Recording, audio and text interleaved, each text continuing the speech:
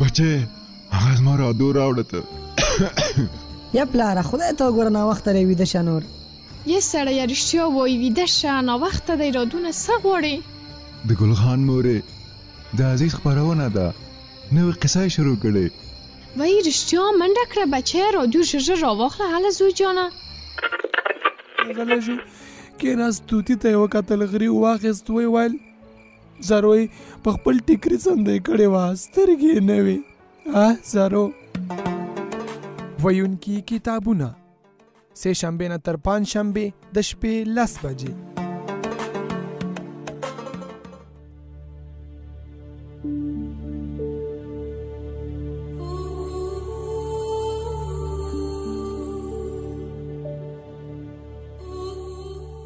السلام علیکم د ویونکي کتابونو ګران اوریدونکو ستاسو کوربه عزیز کاروان یم هیله ده چې روغ جوړ به اوسئ نن به ستاسو په خدمت کې یو نوی ناول جنګزاد شروع کوم جنګزاد د میا لطیف شاهد ناول دی دغه ناول په 2019 کال کې په پیښور کې چاپ شوی دی ناول د دوه مینانو قصه او د هغې ترڅنګ بیا په افغانستان کې د سور انقلاب حالات بیانوي نو هیله ده چې ناول به زموږ ستاسو لپاره جالب او ګټور تمام شي خپرونه را سره تر پایه تعقیب کړئ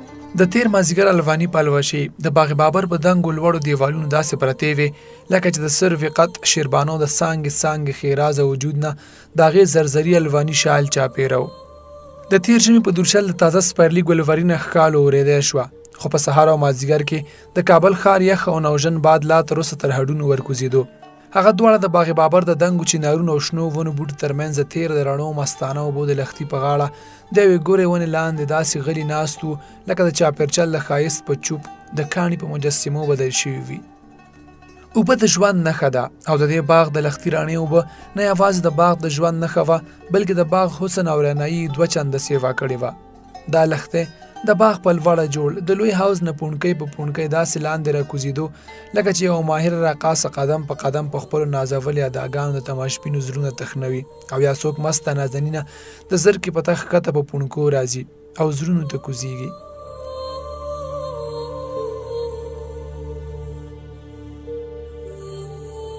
شیربانو په خپلو ګوډو خپل سر کوږي ښې و او د لښتي دې دلبرانه رقص ته ټوله سترګې وه سرفراز د هغې خواته غځېدلی په سنګل پروت و او په یوه مخه یې د هغه په ځوړندو زلفو کې نیم پټ نیم ښکاره رخسار ته په محبوبیت او محبوبیت کتل د هغې په دنګه نرۍ پوزه پروت میخکې د لمر په الواني پلوشو داسې ځلېدو لکه چې د برېښنا واړه رنګونه د هغې په نیم څرګند رخسار د بوډۍ ټال جوړوي د هغه لیواله نظر د بوډۍ د ټال دا ټول رنګونه بیا ښکلول او هغه د داسې محسوسېده لکه چې د کائنات نبضونه د شیربانو د میخکي په برېښنا کې ودرېدلي وي د ماحول خاموشي د هغه په زړه کې درزېده او د مرغو چغار د دې په زړه پورې خاموشۍ برخه محسوسېده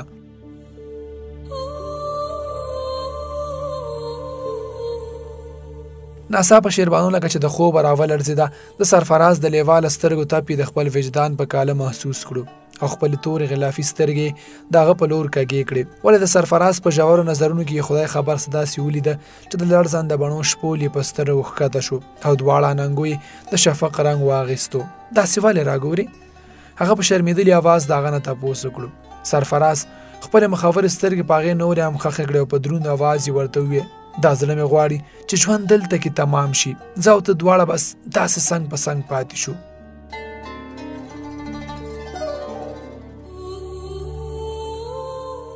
شیربانو خپل مرمرین لاس بې اختیاره د هغه تر شونډو یوړو او خپلې د حجاب نه ډکې سترګې یې راپورته کړې له تا جار سم داسې مه وایه 15 واړه وختونه یو ځای کېږي باید په رښتې پرې امین ونه کړي ته د ژوند د تمامېدو خبرې ولې کوي د شیربانو په اواز کې د وسواس انګازې وې سرفراز په خپله خوله پروت د هغې د لاس پاغونده په خپل مضبوط لاس کې ونیوه د شیربانو زړه لکه چې د هغې په لاس کې ودرزېده شیربانو هره وسوسه د زړه نه لرې کړه ستا لاس چې زما په لاسو کې وي نو د ژوند د تودو بادونو هره څپېړه وږمه ده د بېلتانه دا وخت به تیر شي حالات به ښه شي پوهنتون ډېره موده بند نه شي پاتې کېدی لکه چې دا سیاسي اړې غړې کم شي نو بیا به زاو ته یو ځای د پانتون په شین چمن کې د کتاب په شا یو بل ته ګورو. سرفراز په شوخه لهجه کې خپل خبره خلاص کړه او بیا یې د هغې د لاس پاغونده په خپلو تودو شونډو ښکل کړه.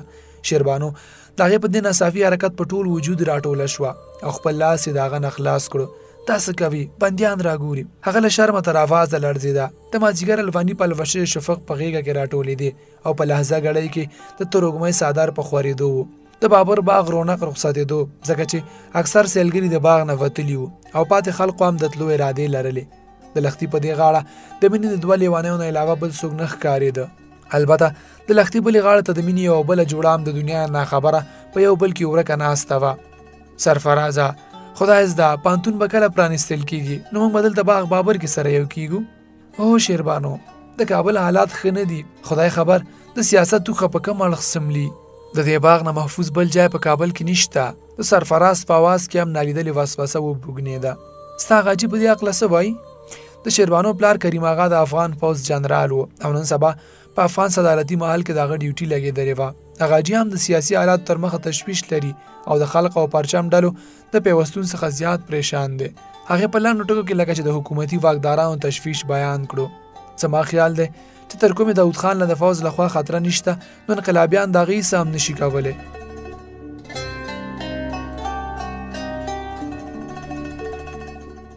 سرفراز لکه چې هغې ته د لاسه ورکړه. شیربانو د هغې په خبره مسکی شوه. هغې ته پته وه چې سرفراز د انقلابیانو حامی دی خو د هغې د زړه لپاره دا خبره کوي. ښه در کوم چې پانتون خلاص نه وي نو په هر زیارت دلته سره لیده کاته کوو. هغې خبره په بله واړوله. سرفراز په لیواله موسکیتوب کې خپل سر ښکته پورته وخوځولو او د هغې نه یې تپوس وکړو روانېږو. شیربانو په ځواب کې له ځمکې پاڅېده او خپلې جامې یې وڅنډلې. جګسا دا خو تروږمۍ خپاره سوه. هله راځه چې روانېږو. سرفراز په نزل هغې سره اوږه په اوږه د لښتي د غاړې نه ګس اړخ ته روان شو. دواړه د بابر باچا د قبر د چاردیوالۍ سره تیر شو او د باغ بیروني دروازې له یې مخه کړه. سرفرازه تا له معلومه ده چې بابر باچا په کابل کې ښخېدو وصیت ولې کړی و؟ سرفراز یوه لحظه سوچ وکړو او بیا یې هغې ته ځواب ورکړو. زما خیال دی چې هغه د کابل ښار سره مینه لرله. شیربانو ورو غوندې د ځان سره وخندل. زما خو خیال دی چې د هغه جنګیالي فطرت هغه په دې وصیت مجبور کړی و. هغه د مرګ نه پس هم په میدان جنګ کې پاتې کېدل غوښته. سرفراز د هغې په لهجه پرته تلخي د زړه په تل محسوس کړه. د هغې ترخو لفظونو انګازې د پامیر د دنګو څوکو نه تمبېدلې ښکارېدې.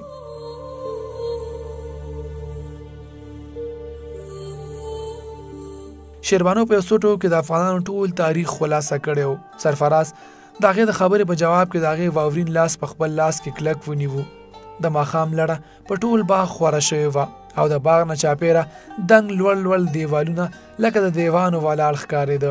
په دیوالونو جوړ نقش و نګار چې په رڼا ورځ د ښایست علامتونه ښکارېده په تېر ماښام لکه د دې دیوالونو بوږنوونکي کړه وړه لګېده. د باغ په ګورو شنو ونه کې د مرغانو چغار د دې خبرې ګواهي وه چې مرغان خپلو جالو ته په ستنه راغلي وو. د باغ په رویشونو ولاړې د چینار او سپیدار ون لکه د کابل ښار په چوکونو او لارو کوڅو کې ولاړې عسکرې ښکارېدې.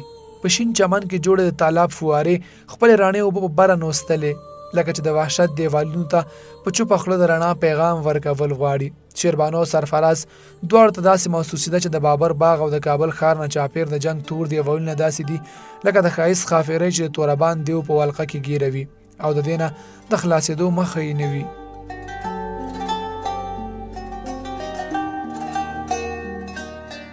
دویم باب. سنوبر استاد چې د یونیورسټۍ د ګیټ نه ګاډی مین روډ ته راتاو کړو نو ګاډي ته یې خپه ورکړه. هلکانو جینکو په چغو چغار او د شپېلۍ په اوازونو هغه نور په تیزېدو وهڅولو. د پوهنتون دا وړوکی کوسټر بس چې د اسلام آباد له حدونو راووت او د فیض آباد په پول تېرېدو نو دا د کچه غرمې 11 بجې وې. د جون د میاشتې 3 نیټه وه او د هاړ سوي سوراړه په سر ولاړه وه. ګرمۍ دا ځل د اړ نه وړاندې خپلې خپې راغځولې وې او تودو بادونو په میداني علاقه کې غځونې کولې. په دې کوسټر کې د پوهنتون د بیټني ډپارټمنټ محصلین د خپلو 2 استادانو سره د مري او شمالي پښتونخوا په سیل او سټډي ټور روان وو. په دې بس کې 2 پروفیسورانو سره 20 محصلین سواره وو. د سنوبر استاد سره د ډپارټمنټ یو ملازم هلک دلبر د کلندرۍ ذمواري تر سره کولې. د ګاډي دننه په تیز اواز ټیپ غږېدو او د ګلزار علم خوږ اواز د هلکانو جینکو د لاسونو په مستانه پلاقا کې د باد په چپو تر لرې لرې خورېدو. ما نه جانان غوښتي سپورو سڼو تا ګلونه په سر لیا چرتا خو زمون کلی تا هم را پیخاو کا ماته په اوچو شونډو ډېر کړي سوالونه په سر لیا چرتا خو زمون کلی تا هم را پیخاو کا د هلکانو جینکو لاسونو پړقول او خنداګانې د کوسټر په مخکیني سیټ کې ناستو پروفیسرانو د لطافت حسونه هم بیدار کړي وو او دواړه په مسکو شونډو په آینه کې کله کله د هغوی ننداره کوله. ډاکټر جمال د 2 کم شپېتو کالو د پوخ عمر سړی و او پروفیسر پروین ګل هم د 50 نه کمه نه وه. د هغو شاته 14 هلکانو شپږ جینکۍ د خپلو ملګرو سره په 2 کسي سیټونو ناستې وې او د دې ټور ګرم جوش هرکلی یې کولو. زرشال او مسکا د کوسټر په وروستۍ برخه کې یو ځای ناستې وې. د هغو په وروستۍ څوکۍ زرک او شهاب قبضه کړې وه. د سرشال په شا د کڼکۍ سره زرک ناست و او د ناست سره سم یې د سګرټ ډبې پرانیستې و او سګرټونو ته لګېدلی و.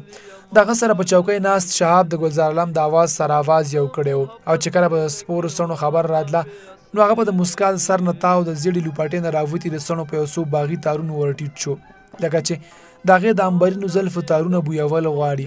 د مسکا په غوږونو د هغه د سندرې اواز او د کچه پیکه حرکتونه ښه نه لګېده خو ځان یې پرې ناغرضه کړی و. ستا په انتظار مې غوړېدلي پر هرونه په سر لیا چرتا خو زمون کلي تا هم را پیښاو کا. بس د چتر پارک نه راوړېدلي او د مري د شنو غرونو لوړې ژورې شروع شوې وې. زرک ته ماچس تیلی و او نوی سګرټ یې بل کړو. هغه د کڼکۍ شیشه لږه نور هم ښکته کړه چې د سګرټ بوی یې په بس کې خور نشي. ولې د هغه د سګرټو بوی د زرشال تر سپېږمو بیا هم راتلو. هغې یوه لویه ساه واخیسته او د هغه د سګرټو لوګی یې داسې خپلو پیپړو ته ورکوز کړو لکه چې زرک یې خپل زړه ته ورکوز کړی وي. په هغې لکه د نورو جینکو د سګرټ بوی بد نه لګېدو ځکه چې سګرټ څښل د زرک کمزوري وه او زرک د هغې کمزوري وه.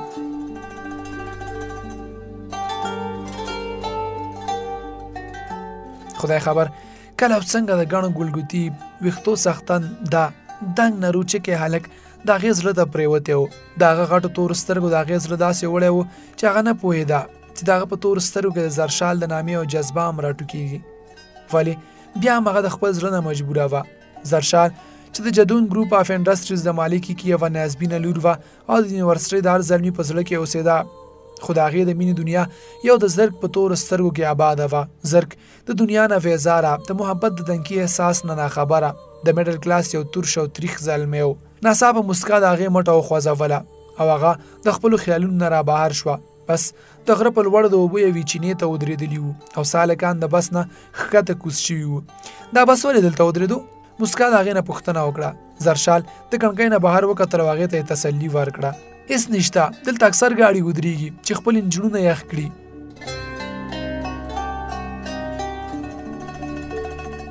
ښکته د اوبو د چینې سره ګڼ ګاډي ولاړ وو. د سړک بلې غاړې ته یو څو واړه هوټلونه وو چې خلکو پکې چای او اوبه څښلې. د ګرمۍ زور دلته بیخي کم شوی و. هوا یخه وه او لمر خپله تاوجنه سیاره پټه کړې وه. شهاب او زرک هم ښکته کوز شوي وو. زرک د سړک د غاړې جنګلې ته ډډه وهلې وه او د پورې غره په شینکي کې خدای خبر چې څه لټول. شهاب د یوې رډې نه ګرمې پیکاونې په لفافه کې واخیستې او لفافه یې زرشال ته په کڼکۍ کې ورکړه. واخلئ چارمینګ ینګ لیډیز چې ګرمې پیکاونې در باندې وخورم. زرشال د هغه نه په مسکیتوب کې تپوس وکړو. دواړه نه راوړي که تشې د مسکا دي. هغه په بړق بړق وخندل. ته خو پرهیز کوې که نه محترمې؟ په دې ملګرې دې وخوره. مسکا تر غوږونو سره شوه. هغه د شهاب په هره خبره ښه پوهېده خو د هغه د شوخۍ نه خپل ځان اکثر ژغورلو. زه پیکاونې نه خورم. هغې زرشال ته په ګونګوس وویې او لوپټۍ له مخه نور هم راتاوه کړه. زرشال په خندا هغې ته وویې زه روم یو بېغمه شه کار به دې وشي. هغه په سینه لاس کېښود او لکه د رکوع په شکل کې ټیټ شو لکه چې د زرشال مننه کوي.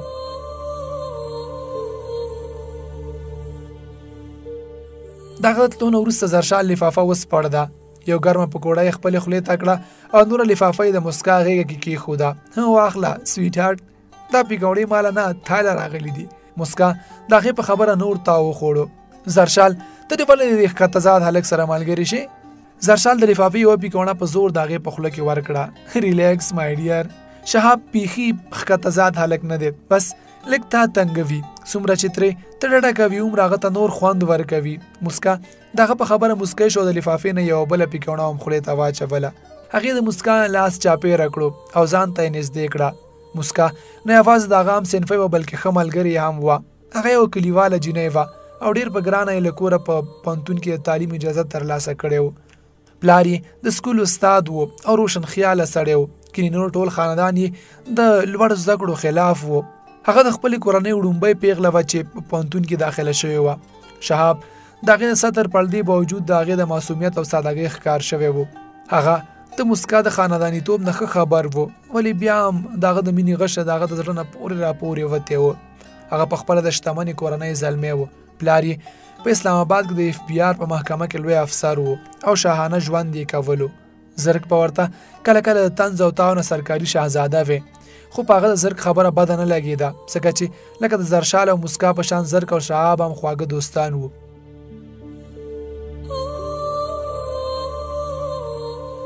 صنوبر استاد چې ګاډه چټه موړ نه تاو کړو نو موسم لکه چې غزونې وکړې. د مر یخ بادونه په چپو چپو راتلل شروع شو. اسمان د وریځو سپین څادر واغوستو، د باران علامې شوې. په ګاډي کې صنوبر استاد کیسټ بدل کړی و او د ډاکټر جمال په فرمایش زړې هندوستاني سندرې غږېدې. بس د سړک په تاو راتاو موډونو کې سفر کولو. د ګاډي ګس لاس تر سړک نه ښکته ژورې کاندې وې او د دې نه پورې د دې قامته غرونو لویه سلسله وه چې د چیړ او د یار د ځنګلونو نه شنه وه. د سړک ښي لاس ته هم د دې ونو قطارونو د دنګو غرونو په مقابل کې ولاړ ښکارېده. د سړک کږلېچونه لکه د تور ښامار په بره بره تله. سیزن شروع شوی و او په سړک د قسمه قسم ګاډو لوی لوی قطارونه ښکته او بره روان وو چې د هغوی ګاډی د سني بینک نه واوړېدو نو زرشال د خپل سیټ نه پاسې د وړاندې سیټونو ته لاړه چې صنوبر استاد ته د خپل کور لار سمه کړي. د زرشال د پلار یوه بنګله په مری کې هم وه او هغې خپل ملګرو ته د شپې د استوګنې بندوبست په دغه بنګله کې کړی و. جدون هاوس د جیکا ګلۍ نه لږ بره د سړک په غاړه یوه زړه بنګله وه. صنوبر استاد چې د بنګلې په سپل د ګیټ کوسټر ورتاو کړو نو یو سپینګیري سړي د هغوی استقبال وکړو. دا د جدون هاوس زوړ ناظر عبدالرحمن چې کشمیری و او د زرشال د نیکه له وخته د بنګلې ناظر و. هغه د زرشال په وینا د بنګلې 4 کمرې میلمنو ته تیارې کړې وې. ډراینګ روم د هغو نه علاوه و چې قالین پکې غوړېدلې وه او د ملاستې جوګه و. 2 کمرې د جنکو لپاره وې چې پروفیسر پروین ګل هم پکې شامله وه. باقي 2 کمرې او ډراینګ روم د هلکانو دپاره و. عبدالرحمن د غرمې ډوډۍ تنظیم کړی و او چې هغه ټول د ډوډۍ نه فارغېده نو 3 بجې وې. د ډوډۍ نه وروستو چینکۍ خپلو او هلکان خپلو کمرو ته آرام په غرض ننوته. 4 کسان چې په کمرو کې نه ځایېده نو په ډراینګ روم کې په قالین پرېوته او خپې یې وغځولې. زرک او شهاب دواړه په ډراینګ روم کې پراته وو. زرک سیګرټ بر کړو، په لږ ساعت کې سیګرټ لوګیا لکه د هغه د خورو ورو خیالونو د هغه د ذات نه چاپېره په چورلېدو شو. هغه د خپل ځان په دې دومره ګڼو خلکو کې هم یوازې ښکارېدو. شهاب د خپل جیب نه تاش راوښکې و او د ایمل علي او ځلان سره یې په پاڼو کې سر ورکړی و.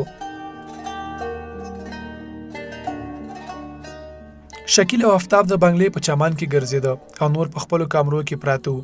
زرک د سیګرټ اخري کاش راښکلو او سیګرټ یې په خوا کې پروت سیګرټ دانۍ کې داسې ومږلو لکه چې د خپل تیر وخت تراخه یادونه ورسره مږي. هغه ته خپله ناروغه مور رایاده شوه چې د رنځورۍ باوجود یې د هغه د ښه تعلیم دپاره په اخبار کې نوکري کوله او شاید چې دا وخت هم په خپل دفتر کې ناسته د اخبار په یوې نوې سټوري کار کوي.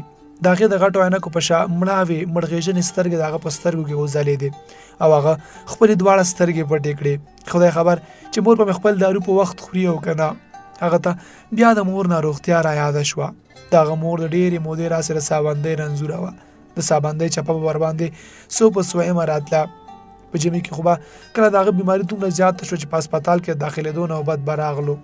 د زرک زړه کې بیا لکه چې وسوسو کور واچولو. 3 ورځې وړاندې د هغه مور سره خبرې شوې وې. هغه ورته د خپل علمي سفر خبره هم کړې وه. د مور اواز په هغه لږ دروند ولګېدو خو مور ورته تسلي ورکړه چې هغه روغه رمټه ده. خو د زرک زړه لا تر اوسه ناقلاره و. د هغه سترګې پټې وې خو د مور زیړه زاویله څېره یې په سترګو کې غړېده او تر هغې غړېده چې تر کومې د احساس په ورشو د خوب نازنین نه وراکوزه شوې. خدای خبر څه وخت هغه ته خوب جوټه ورکړه او هغه د خوب خاپیرې په خپلو وزرو کې یوړو.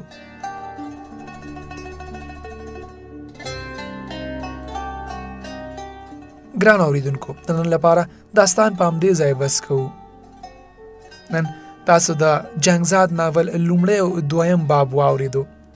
په دغه دواړو بابونو کې په لومړي باب کې تاسو د کابل د پوهنتون په حالاتو باندې پوه شوئ چې پانتون د سیاسي حالاتو له وجې بند او 2 مینانو یې د مجبورۍ له وجې نه په باغ بابر کې سره کتل. بل طرف ته تاسو د اسلام آباد په اړه باندې پوه شوئ چې شاګردان یې د ډېرې خوشحالۍ نه چکر ته روان وو. نو لیکوال غواړي په دغه کتاب کې د دواړو هیوادونو حالات او په افغانستان کې یعنی په کابل کې راغلي بدبختۍ او د هغې لامل معلوم کړي. نو هیله ده چې تر دې ځایه په داستان پوه شوي یاست او خوند به مو ترې اخیستی وي. تاسو را سره تر پایه تعقیب کړئ. تر بیا چې تاسو په خدمت کې حاضرېږم تاسو ټول په لوی الله سپارم. ښه شپه، د الله په امان.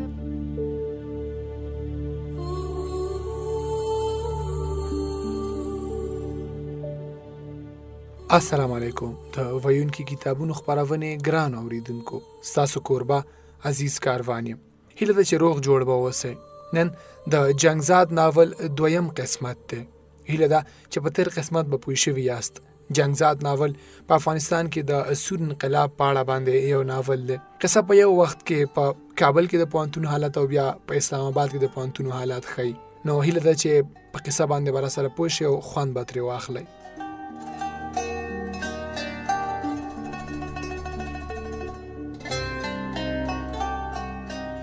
دریم باب. شیربانو سرفراز د کابل پوهنتون د ژورنالیزم څانګه کې په یو ځای تعلیم کولو. شیربانو افغانۍ و او پلار یې په افغان پوځ کې جنرال پاتې کېدو. د مور پلار یوازې یوه لور وه او په دواړو بېکچ نیازبینه وه. سرفراز پاکستانی او د کوزي پښتونخوا اوسېدونکی و. د پېښور پوهنتون محصل پاتې شوی و. خو څو کاله وړاندې چې د برسر اقتدار ډلې ګورنر د پوهنتون په بمي چاودنه کې ووژلی شو، نو لکه د نورو ګڼو محصلینو هغه هم د هغې وخت ریاستي جبر تر مخه په تېښته کابل ته راغلی و. د قام پرستو اتحادیې سره د هغه تعلق هغه له کوره بې کوره کړی و. د شیربانو سره د هغه مینه د هغه د زړه په نخلستان کې لکه د خوږې چینې راټوکېدلې وه. شیربانو هم د هغه په ذات کې د خپلو خوبونو شهزاده موندلی و. د دواړو مینهوالو دا کلکه اراده وه چې د ډیګرۍ ترلاسه کولو وروسته به دواړه سره یو کېږي او ژوند به په یو ځای تېروي. دا د 1978 کال د اپریل ورځې شپې وې. د کابل سیاسي حالات کړکېچن وو او ورځ تر ورځه نور خرابېده. د افغان حکومت او صدر داود پر خلاف انقلابي ډلو خلق او پرچم اتحاد کړی و او دواړه ډلې سره په یو مرکز ولاړې وې. هر ورځ په کابل ښار او په ځانګړې توګه په کابل پوهنتون کې جرقو مرکو او جلسو جلوسونو زور کړی و. په دې حالاتو کې د بدامنۍ اور ته چا داسې لمن ووهله چې ستر انقلابي استاد میر اکبر خیبر ووژلی شو. د هغه د وژنې سره د کابل او ټول افغانستان فضا ډېره زهرجنه شوه. د هغه د جنازې نه د یو نوي سیاسي مبارزې شروع شوه او په ملک کې اړی ګډی شو. ټول هیواد لکه چې اور واخیستو. د کابل پوهنتون بند کړی شو، خو زلمي لارو کوڅو او چوکونو ته راووتل. د افغان پوځ دننه هم اختلافات راولاړ شو او بعضې پوځي جنرالانو پټ پناه د انقلابیانو مرسته ملګرتیا شروع کړه.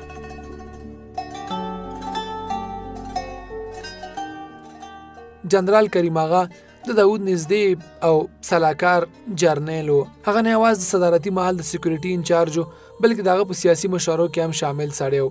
د استاد خیبر د وژنې نه وروستو هغه فیصله وکړه چې شیربانو او د هغې مور د کابل نه لرې ولیږي. شیربانو او د هغې مور دواړو د کریم آغا د دې فیصلې منلو نه انکار وکړو. خو چې په کومه ورځ په پښتونستان چوک کې د انقلابیانو په جلوس ډزې وشوې نو د کابل حالاتو بیخي خپې ګریوانه وویستې. په دغه ورځ کریم آغا د شپې شیربانو او د هغې مور د 2 عسکرو یوې وینځې سره په سرکاري جیب کې پغمان ته ولېږل. پغمان کې د کریم آغا خپله یوه بنګله وه چې کله کله به هغه خپلې کورنۍ سره په خپلو رخصتیو کې د آرام او سیل صافه په مقصد په استعمال کې لرله. شیربانو پغمان ته روانېدو نه وړاندې د خپل یو نوکر په لاس د پغمان د خپلې بنګلې نښ پته سربراز ته ولېږله چې که هغه وغواړي نو د هغې لیدو د پغمان ته راتلی شي. په کابل ښار کې الغاو تلغاو جوړ او په اسمان یې خونړۍ ورېځې اوړېدې راوړېدې.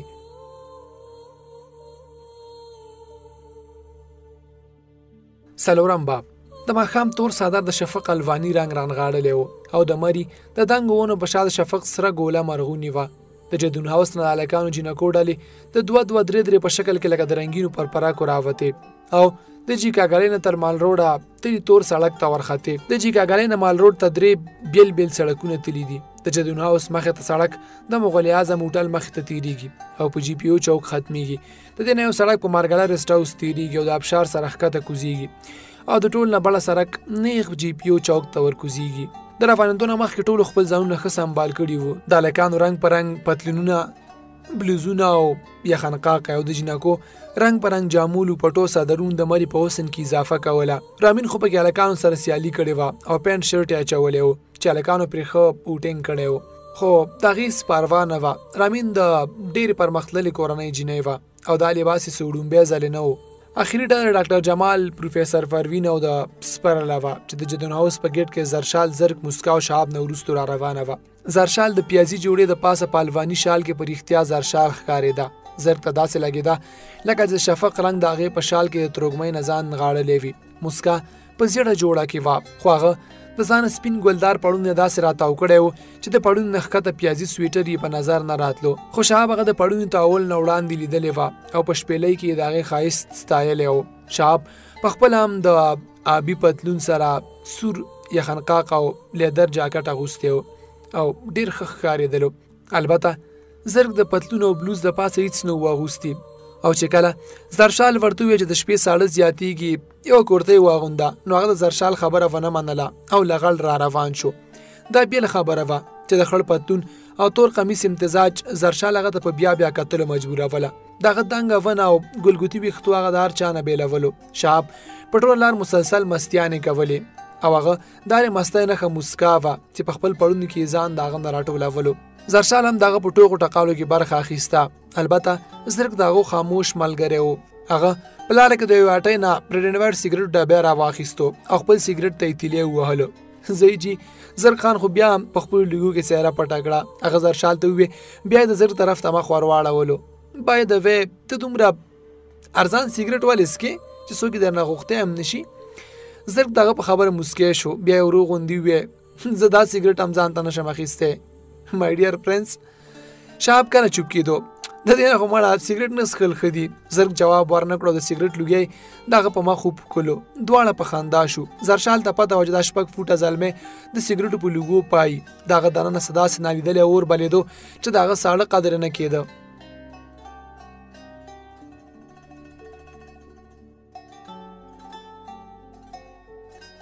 ناڅاپه زرک د سره غاړه ته خپه نیولی شو او بې اختیاره یې د خولې نه وخته. وګوره زرشال څه ښکلی منظر دی. زرشال د هغه په آواز ودرېده. شهاب د مسکا لاس په خپل لاس کې ونیو او هغه یې د سړک غاړې ته په شا راښکله. وګوره مسکا ته هم وګوره. زرک ښکلی منظر ولیدو. مسکا غریبې د هغه په بېباکۍ هغه ته په بېوسۍ وکتل خو هغې لاس پرې نه ښودو او د ریلینګ خوا ته یې راوسته. د سړک نه ښکته په ژوره کې واقعي ښکلې ننداره وه. هغه کچه سړک لا اوس پخېدو د لارنس کالج په خوا کې راتاوېدو. د هغې په ښکته غاړه سم د ماښامه په یو کچه کوټه کې اور بلېدو. د اور لوخړه په بره راتله. د کوټې مخ ته یو ماشومې د خپلې چیلۍ سر لوبې کولې او د بوډا بوډۍ یوه جوړه په یو جولنګه کټ کې سره ناسته وه او د دنیا جهان خبرې یې کولې. د بېغمه ژوند نقاشي که څوک جوړولو غواړي نو دا ننداره دې په خپل کینوس راکاږي. د زرشال د خولې نه بې اختیاره دا ستاینه ووته.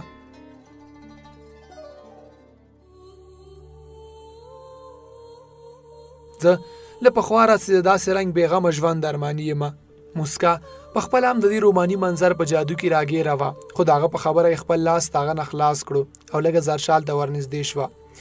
زرشال ته مسکا په اوږو لاس کېښود او هغې ته یې وویل جینۍ ته خو شاعري کوې که نه نو بیا په دې رومانتیکه صحنه مې اوس ولیږه که نه. هغې مسکا ته په سترګو کې ګیله وکړل چې زما شاعرۍ راز دې ولې څرګند کړو. زما خیال دی دا بوډا د راروان وخت شهزاده زرک دی او دا بوډۍ د مستقبل مس زرشال ده. هغه ته خپله شاعري اوروي. هو هاو رومانټیک. شهاب ناڅاپه بیا د پاټلۍ نه ولوېدو. زرشال د هغه په دې خبره تر غوږونو سره شوه او د خولې نه یې ورته بس یو ټکی وختو چیپ.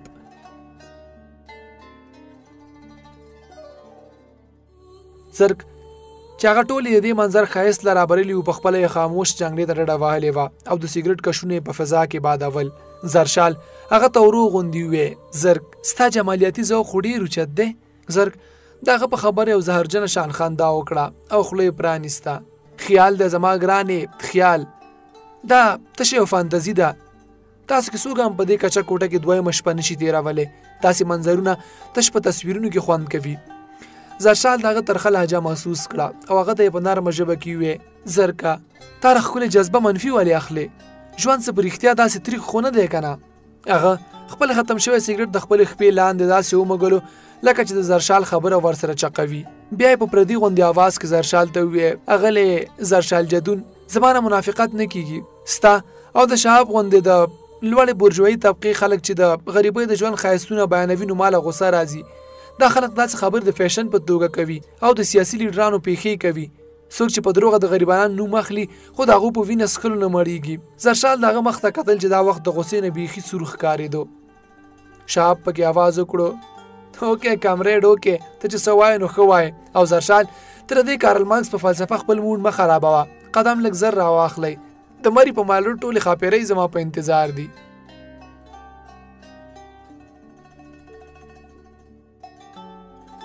شهاب هم دغسې و، هغه د زر ټوله فلسفه په خپله یو فقره کې والوځوله. د مال روډ په جی پی یو چوک کې د ګاډو غټ رش ښکارېدو. د اتوار شپه وه او د اونۍ په رخصتیو کې په مري کې رش جوړېږي. د مري مال روډ د ملک د هرې برخې د خلقو یو رنګینه ګلدسته ښکارېده. واړه واړه هلکان جینکۍ د جی پی یو چوک نه تر عثمانیه هوټل پورې کله یوه لښته او کله بله لښته تله راتله. د عثمانیه سره ښکته الیاس نوشیروان او عطیه ولاړ وو. آیسکریم یې خوړو. د لر نه ټول یو بل ته لاسونه پورته کړه او سلام علیک سره وکړل. د زرشال په فرمایش 4 واړو د پنډي پوینټ سړک ونیو او ورو ورو د مال روډ د رش نه بهر راووته. د مري د شپې مخصوص یخ خاوره پرېوتی و، په اسمان وریځ یا موړېدې راوړېدې. زرشال پیشګویي وکړه چې بېګا ته به ضرور باران کیږي. جوړه جوړه خلک د هغو نه وړاندې روان وو. شهاب یو ځلې بیا ځان د موسکا سره جوړه کړی و او د زرشال او زرک نه لږ وروستو په دمه دمه را روان وو. زرشال د زرک سره اوږه په اوږه روانه وه او زړه یې غوښتل چې دا سفر د تل داسې جاري وي. زرک د هغې د دې احساس نه بې پروا داسې تلو لکه چې یوازې روان وي.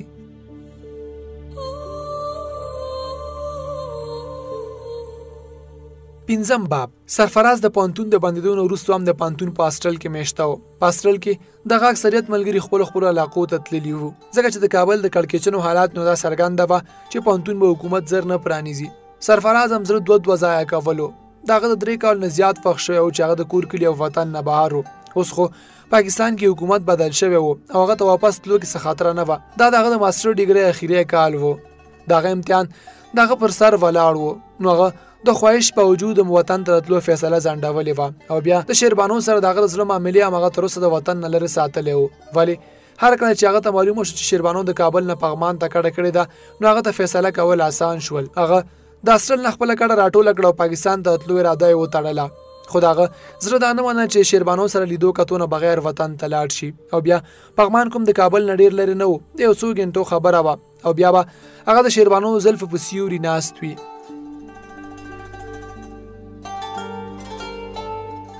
هغه فیصله وکړه خپل بیګ یې مټې ته کړو. د پغمان ټیکسي ونیوه. پغمان د کابل سره نږدې ولسوالي ده. د شنو باغونو دنګو چنارونو او سمسورو غرونو دا سیمه د جنت یوه ټوټه ګڼل کېږي. د ښاپیرو او پریزادو دې وطن د پرستان تخیل په ځمکه راخور کړی دی. د جنتي میوو او قسمه قسم ګلونو دا ښیرازه غځونې د بشري جمالیاتي ذوق راپارولو یو داسې هنداره ده چې هر سړی پکې شاعر جوړېدی شي. لارې د سړک دواړو غاړو تر سروې د چینار او سپیدار ونې ولاړې دي. د لارې دواړو غاړو تر سیوانو، خرمانو، غوزانو او توتانو سمسور باغونه د انسان د سترګو نظر سیوا کوي. سرفراز 2 ځله وړاندې هم د دې غریز جنتي سیمې سیل تر پانتون د ملګرو سره راغلی و. ولې دا ځلې هغه د پغمان ښایست ته وړاندې نه زیات په احساس پارولی و، ځکه چې هغه د خپلې معشوقې دیدن ته روان و. هغه تر سړک د غاړې ولاړو دنګو چینارونو کې د شیربانو دنګ ځواني ښکارېدله او د پغمان د هر ګل په صحرا کې ورته د شیربانو د رخسارونو ګلان ځلېده.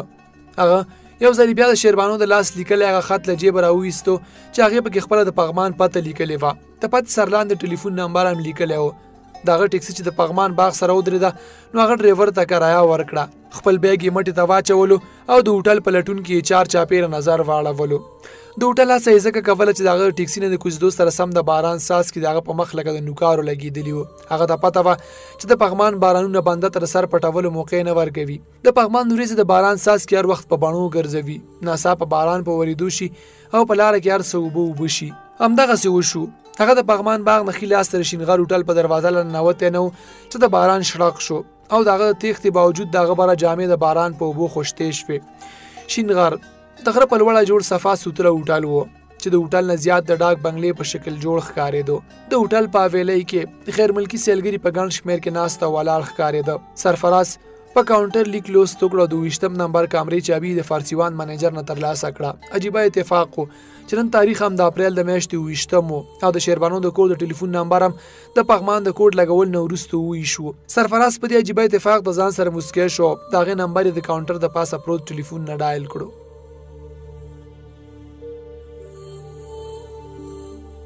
شپږم باب.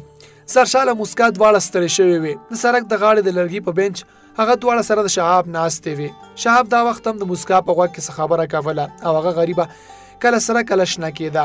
زرګ د سړک بلې غاړې ته دغه بابا سره په خبرو چې په سترګو معذوره و او د وزن ماشین سره ناست و. د خلکو وزن یې ښودلو.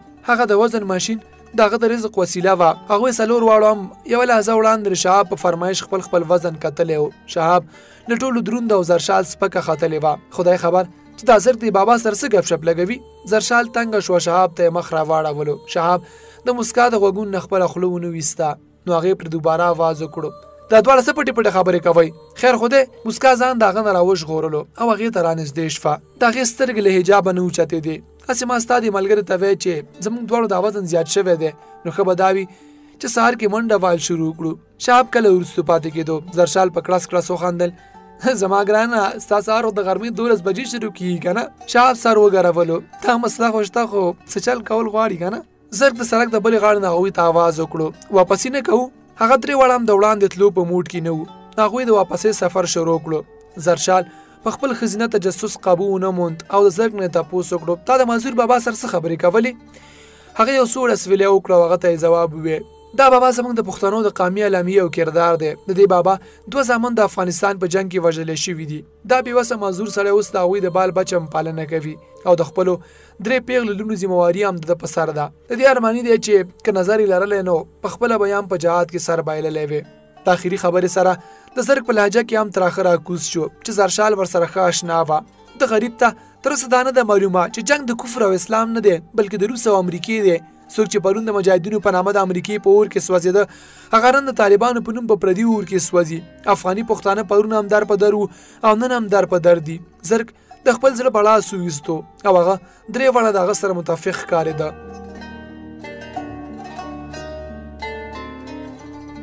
په پنډي پوینټ تګ راتګ کم شوی و. په مال روډ ګڼه ګوڼه نور هم زیاته شوې وه.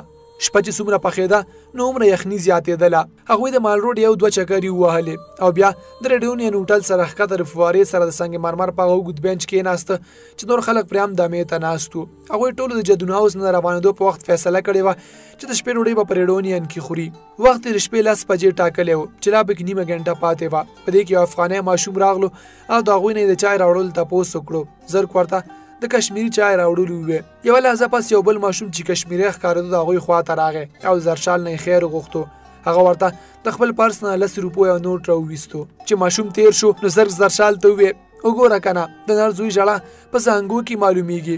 افغانی بچی خپله مزدوري کوي او کشمیری خیر غواړي. زما قوم که د وخت څپې ډر څومره ووهي خو دې قوم ته څوک ماتې نشي ورکولی. دا خلق نه روسیانو غلامان کړی شو او نه امریکایان غلام کولی شي. په دې کې افغاني ماشوم په پتنوس کې 4 پیالې چای راوړې. زرګ د هغه خیرنې څېرې ته په داسې ویاړ کتل لکه چې د دنیا د ټول نه ښایسته څېرې ته ګوري. زرشال په خپل نازک لاس تړلې نازکه غوندګړۍ کې وخت وکتو. د شپې 10 بجې وې.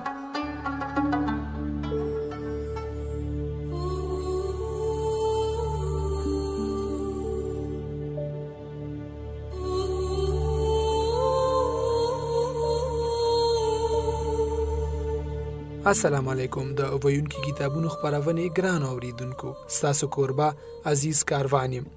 هیله ده چې روغ جوړ به اوسئ. نن د جنګزاد ناول 3م قسمت دی. په تیر قسمت کې تاسو په قصه باندې څه ناڅه پوه شوئ. په مری کې د زرشال او د زرګ په قصه باندې او همدارنګه په کابل کې د شیربانو دی په قصه باندې. نو هیله لرم چې تر دې ځایه په قصه باندې پوه شوي یاست. راځئ نور هم اورو چې په قصه کې څه پیښیږي.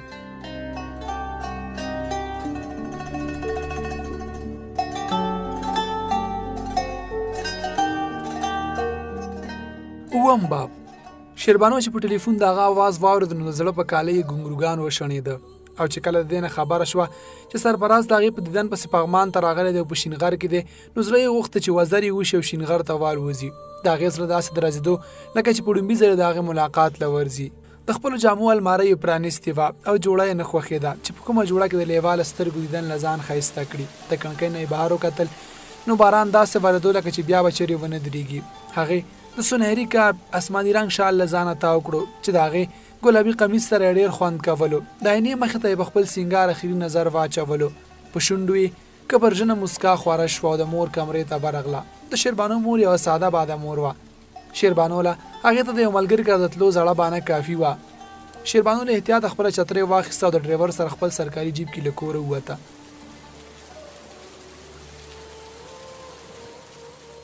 د هغې د بنګلې تر شینغر هوټله 2 میله لار وه، خو هغه له احتیاطه د پغمان باغ مخې ته د مینار د تاریخي عمارت سره د جیب نه کوزه شوه او خپل ډرایور یې رخصت کړو چې واپس په ټکسي کې راځي. باران هماغسې په یوه مخه په کاسو ورېدو. هغې چترۍ په سر ونیو، خو په داسې شړاق باران کې د هغې چترۍ د سر پټولو کار خو کولو، خو د هغې ټول وجود د باران له څاڅکو نه ساتلو. هغه چې د مینار نه تر شینغر راتله نو تیزو هواګانو او یخو باراني څاڅکو د لاسه په نیم وجود لامده شوې وه او په ټول وجود داسې راپیدا لکه کونتره چې باران ووهي. دا وخت کچه مازدیګر و، خو توره تروږمۍ داسې خوره شوې وه چې د تېر ماښام ګمان پرې کېدو. سرفراز د شینغر د 20 نمبر کمرې په دریچه کې ولاړ و. د باران شیبه په زور رفتار د بره نه په ښکته راتله.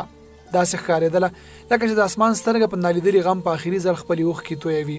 په زړه کې د شیربانو د لیدو ارمان غزونې کولې. په زړه کې د شیربانو د لیدو ارمان غزونې کولې او سترګو کې د انتظار ډیوې بلېدې او ټول وجود یې د هغې د خپو ښکالو ته غوږ و. هغې د زر راتلو واده کړې وه. هغه یو ځلې بیا د شینغر نه ښکته تېر شوي د پوخ سړک په لور سترګې کږې کړې. سړک داسې خوشې پروت لکه چې د مودو راسې پرې څوک تلي راغلي نه دي. هغه په لاس تړلې خپلې ګاډۍ کې وخت وکتو. دا خو 4 بجې دي. هغه د ځان سره ګونګوسه وکړه. هغه ته پته وه چې په دې تیز باران کې شیربانو راتګ د هغې لپاره اسانه نه دی.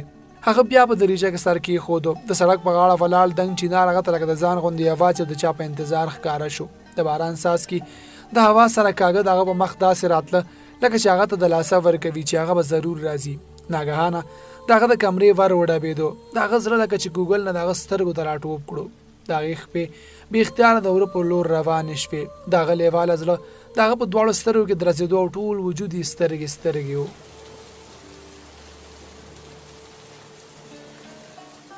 اتم باب. د ریډونین په ګرم حال کې ټول ملګري راټول شوي وو.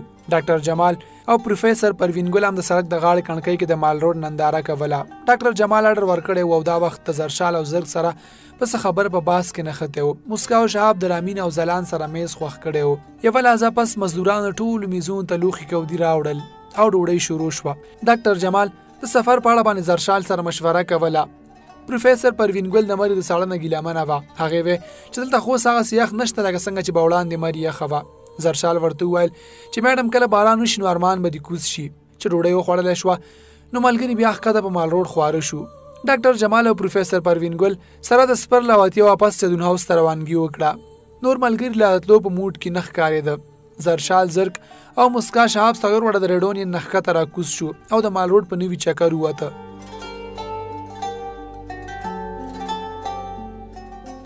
ناګهانه د شالیمار هوټل مخ ته د کالج مستو هلکانو یو ټولۍ په سړک بېواره ګډېدو. څه ملګرو ورته لاسونه پړقول او چا چغې سورې وهلې. شهاب چې د هلکانو دلمستي ولیده نو ټینګ نه شو او هغه هم پکې یو 2 پیرونه واړول. زرشال او مسکا دواړه خندېدې او زرګ هم مسکی کېدو. یوه لحظه پس چې هلکان وړاندې تیر شو نو هغه واپس ملګرو ته راغلو.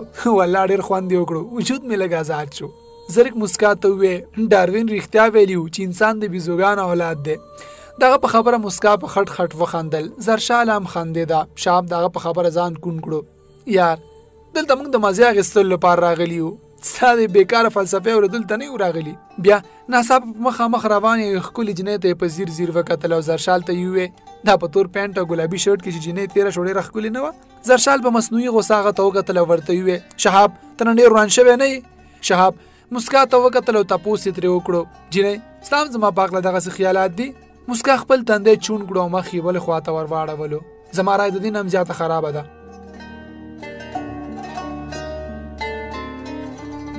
شهاب کله منې کېدو. هغه زرګ د لاسه ونیو. هی د دنیا ټول نه بور انسانه ستا څه خیال دی؟ زرګ د سترګو په ګوټ کې زرشال ته وکته او روغ غوندې ویې افلاطون ویلي دي چې ښایست په بشره کې نه د انسان سترګو کې وي. د زرشال زړه د هغه په خبره خدای خبر ولې ودرځېدو. د هغې امید نه و چې زرګ به هغه ته داسې رومانټیک او مدلل جواب ورکوي. شاید چې دا د مرۍ د رومانوي ماحول اثر و. ګنې هغه د تېر یو نیم کال راسې د دې بېنیازه هلک په یک طرفه مینه ککړه وه. هغې په اشارو کې څو ځله د خپلې مینې څرګندونه کړې وه. خو هغه لکه چې د دې جذبې نه بیخي ناخبره و. هغه چېرته د زرشال او سر افزایي نه وه کړې. کله کله خو به داسې هم مایوسه شوه چې ځان سره به یې وژړل. هغې ته لګېده چې د دې 6 فوټه ځوان په فراخه سینه کې جوړېده زړه په ځای کاڼی پروت دی. ولې نن دومره موده پس د هغه د خولې نه یو داسې خبره ووته چې د هغه په زړه کې د امید ډیوه بله کړه. ښایست په بشره کې نه، د انسان په سترګو کې وي. هغه د ځان سره وګونېده. ناڅاپه د باران یو څاڅکی د هغه په تندي را پرېوتو. د مري د موسم او د زرګ د مزاج دواړو څه پته نه لګېده. ناګهانه څاڅکي غټ شو او باران تیز شو. وریځې خو د ماښام راسې په اسمان خورې وې، خو د ناڅاپي باران تمه د چا نه وه. موسکا هغه ته ووې زرشال ستا خو خبر رښتیا شوه. ناګهانه باران داسې په کاسو کاسو راوورېده چې د مال روډ د یو سر نه تر بل سره یې خلک په منډو کړه. خلکو د مال روډ د غاړې په دوکانونو باندې یرغل وکړل او سرونه یې په سیوري کړه. زرک او شواب هم دواړه جنکۍ ترمنځ کړې او د ګارمنټس یو دوکان کې یې پناه واخیسته.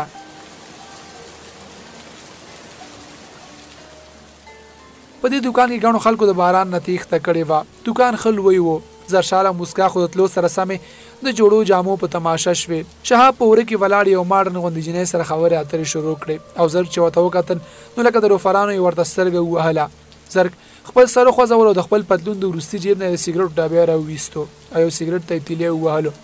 بهر باران په یوه مخه ورېدو. موسم ورسره ناڅاپه یخ او ګلابي غوندې شو. زرک ته چې ساړه محسوس شو نو د هغه په سویټر نه اغوستو د زرشال فکرمندي ورته رایاده شوه او په زړه کې شرمنده غوندې شو چې دغه خبره یې ولې ونه منله. هغه د سګرټ نه لوی کش راښکلو خو د وجود یخني د سګرټ په لوګي کمه نه شوه. یخه هوا لکه د کټارو د بهر نه دوکان ته راتلله. هغه دورنه لږ ډډې ته شو. زرک واخله د سویټر واغونده. هغه د زرشال په اواز شاته وکته نو هغه په دواړو لاسو کې یو تت سپین رنګه کورتۍ نیولې ولاړه وه. د زرک په سترګو کې چې سوالیه کیفیت ولیدو نو د هغې په یاقوتي شونډو موسکا خوره شوه. واخله ساړه زیات شو دا واغونده. زما لاړ خزان ته د مجبورۍ یو ګفټ وګڼه. د هغه په سترګو کې شوخي ځلېده. موسکا چې د هغې په شا ولاړه وه زرک ته یې په خندا ووې زرک واغونده تت سپین رنګ د زرشال د خوښې رنګ دی.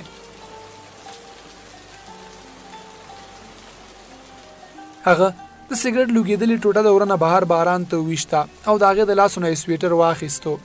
یوه لحظه پس یې د هغې لمس محسوس کړو بیا یې تر غاړې کړو. د تت سپین رنګه سویټر په غاړه میرون پرنټ و چې د زرشال د میرون شال سره یو شان ښکارېدو. د هغه وجود په ګرم سویټر او زړه په دې خبر راټول غوندې شو چې د خپلې مور نه علاوه هم څوک په دې دنیا کې داسې شته چې د هغه خیال ساتي، د هغه فکر کوي او د هغه تکلیف احساس لري.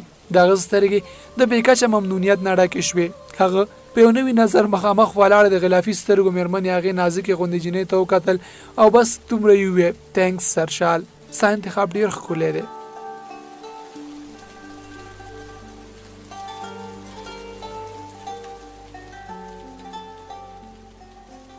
زرشال دغه په غټو غټو تورو سترګو کې بې وینا هم دغه کیفیت لوستلی شو. دغه خولې ته راغله چې هغه ته ووایي چې زرک زما ستا انتخاب ډېر ښکلی دی، خو د هغه فطري حیا د هغې ژبې ته ژرنده ووهله. هغې زرک ته دا هم ویل غوښته چې د هغه سترګې خبرلوسه دي او د هغه د زړه هر کیفیت د هغه په سترګو کې بریښي، خو هغې هېڅ ونه وی او بس غلې پاتې شوه. هغه شهاب چې څه شوه زرشال خبره په بله واړوله. موسکا هغه د جنۍ سره ولاړه او په خندېدو لیدلی و. هغې زرشال ته په اشاره ووې هغه ته په باران کې هم د نوي فلاټ موقع په لاس ورغلې ده.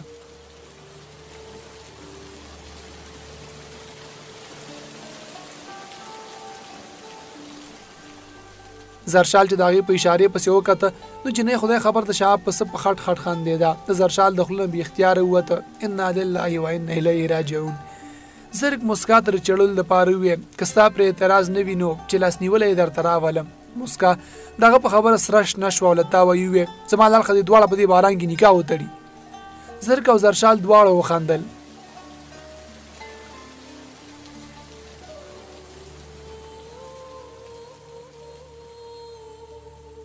باران لږه خپه نیولې وه. خلک ورو ورو د دوکان نه بار کېده چې د شهاب ماډرن ملګري رخصت شوه نو هغه ملګرو ته رانږدې شو د هغې جدي صفت یې شروع کړو. موسکا ورو غوندې د دوکان نه بهر روانه شوه. چې هغه لرې لاړه نو هغه زرشال او زرک ته خوله نږدې کړه. څنګه څه جیلس شوه که نه؟ زرشال په هغه سترګې راوویستې. شرم وکړه شهاب، تا هغه جیلس کوله؟ شهاب جدي شو. نور مې په هغې کلیوال انګریز څه کول؟ زه خو د خپل نیکه بابا ادم غوندې په غنم او غنم رنګ ګمین یم. د هغې اشاره غنم رنګې مسکا ته وه. هغه درې واړه په خندا خندا د دوکان نه بهر په مسکا پسې ووته.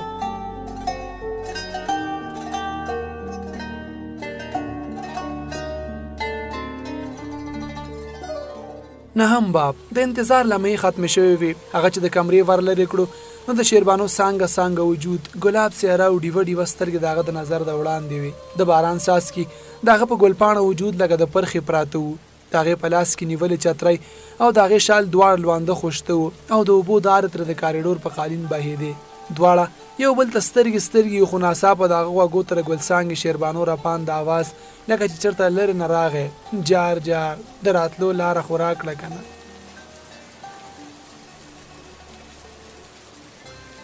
سرفراز لکه چې د خوب راولړزېدو. راځه د زړه سره دننه راځه. هغه ځان یو اړخ ته کړو او هغې ته یې لاره ورکړه. بیا یې د کمرې ور کونډه کړو. شیربانو ته یې ښکته پورته وکتل. ته ټوله باران وهلې ولې پیاده له کور راغلې څه؟ د هغه په سترګو کې تشویش د شیربانو نه پټ نه پاتې کېدو. نه والله خپل جیب کې ډریور سره راغلم خو هغه مې لږ د لرې رخصت کړ. باید پوه نه شي چې زه شینغر ته راغلی یم. هغې چترۍ د کمرې ګوټ ته ودروله او لون شال یې له سره کوز کړو. جامې یې وڅنډلې. د هغې خوارې وارې زلفې د هغې په دنګه سپینه غاړه زنګېدلې او هغې د پالنګ په سر پرته تولیه راپورته کړه. خپل لوندې جامې یې په هغې وچولې. د هغې د لوانده وجود لوړو ژورو د سرفراز د سترګو وړاندې د یوې نوې شیربانو تصویر جوړولو. د هغې د ښیرازه پیغلتوب تراشلی دا نوی عکس د هغه د هوش او د حواسو دپاره د امتحان نه کم نه و. هغه ورو ورو د شیربانو خوا ته راغلو او د هغې په اوږو خورو ورو زلفې یې په خپلو ګوتو هوارې کړې. شیربانو د هغه په لمس خپله څېره د هغه په لور کږه کړه او د هغه په سترګو کې یې وکتل. د هغې د نام وجود خوشبویې لکه د جادو اثر لرلو. سرفراز هغه په خپله غاړه کې راونغاړله. دا وړومبی ځل و چې د دوه مینانو ناقلاره زړونه په یو ځای درزېده. د شیربانو دواړه سترګې پټې وې او د هغه د زړه درزا یې په خپل ګوګل محسوسوله. د سرفراز یو لاس د هغې د نرۍ ملا نه چاپېره و او په بل لاس یې د هغې ریښمینې زلفې لمسولې. ژبې خاموشه وې، جذبو خبرې کولې.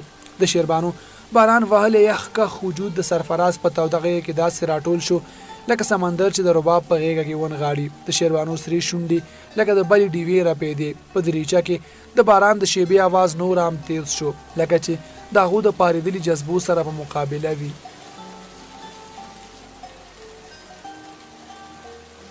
ناڅاپه د کمرې باتی مړه شوه لکه چې برېښنا تللې وي. د کمرې په تورتم تیاره کې دوه تت سیوري د یو بل په حصار کې داسې راټول وو لکه چې د وخت تار قطن نه بغاوت کړی وي. د سرفراز تودو شونډو د هغې د وجود په هر اندام د خپلې لیواله مینې مهرونه وهل او د شیربانو ګډې وړې ساګانې د هغه په ساګانو کې داسې مدغم وې لکه څنګه چې د دواړو سیوري وجودونه په یو بل کې ضم وو.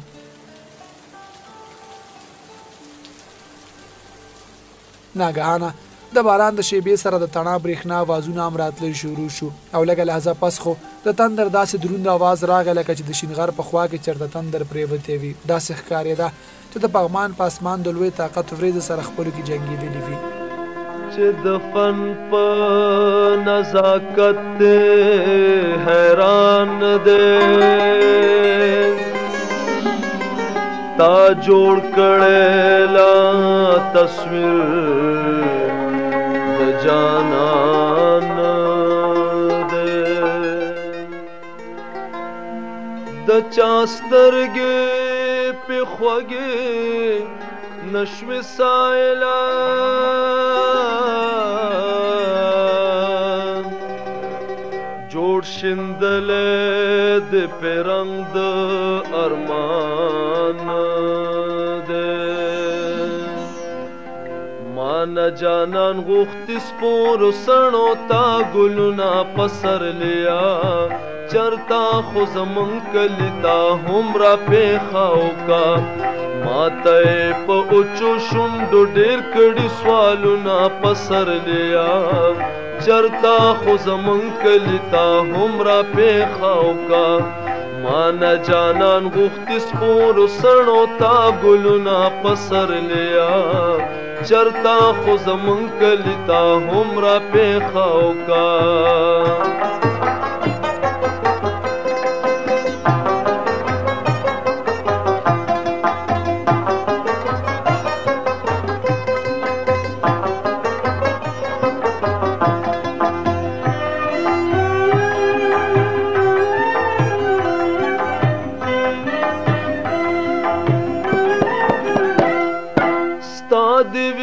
قسم سپرلی ماترا لزړګین کې اور د محبت میں نکے اوران ما بے اثرے نکے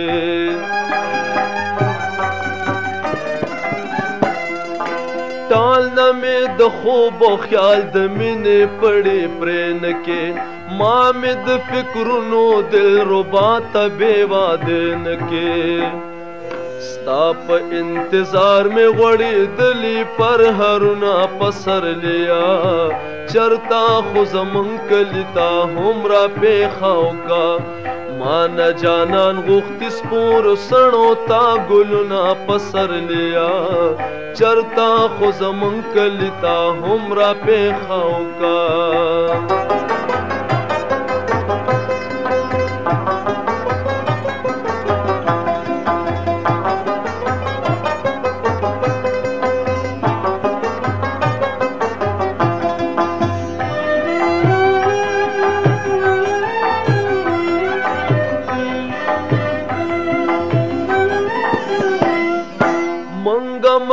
نان یو منگ ژوندي یو په دردونو کې منگ بیابانی یو منگ گزران کوو په زړونو کې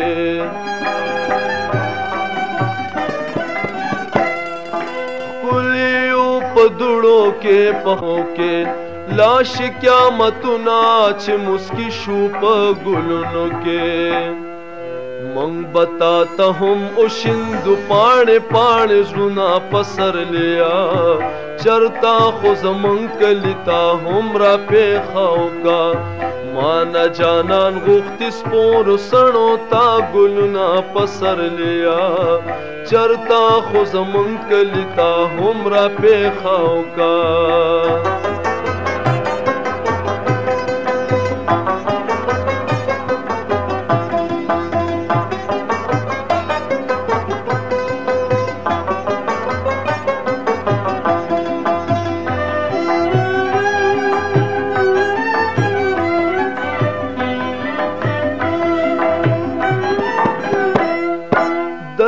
بدی مسکړي د مستانو مستانه خندا دلته بدی ځوان کړي د خوبانو جانانه خندا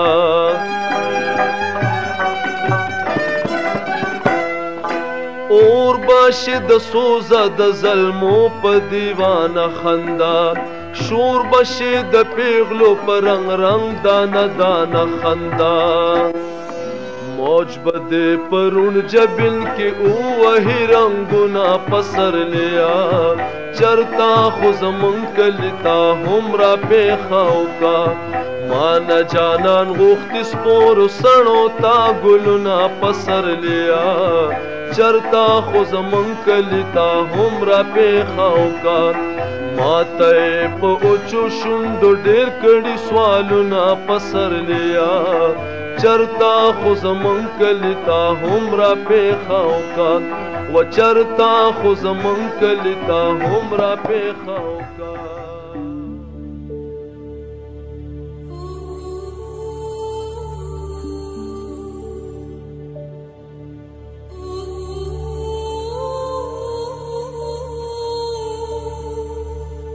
السلام علیکم د ویونکی کتابونو ګران اوریدونکو ستاسو کوربه عزیز کاروان یم هیله ده چې روغ جوړ به اوسئ نن د جنګزاد ناول څلورمه برخه ده په تیره برخه کې تاسو په پغمان کې د شیربانو د سرفراز د ملاقات په اړه باندې پوه شوئ او همدارنګه د زرک زرشال موسکا او شهاب په اړه باندې هم پوه شوئ نو هیله لرم چې تر دې ځایه پورې مو د قصې نه خوند اخیستی وي راځئ نوره قصه هم ستاسو په وړاندې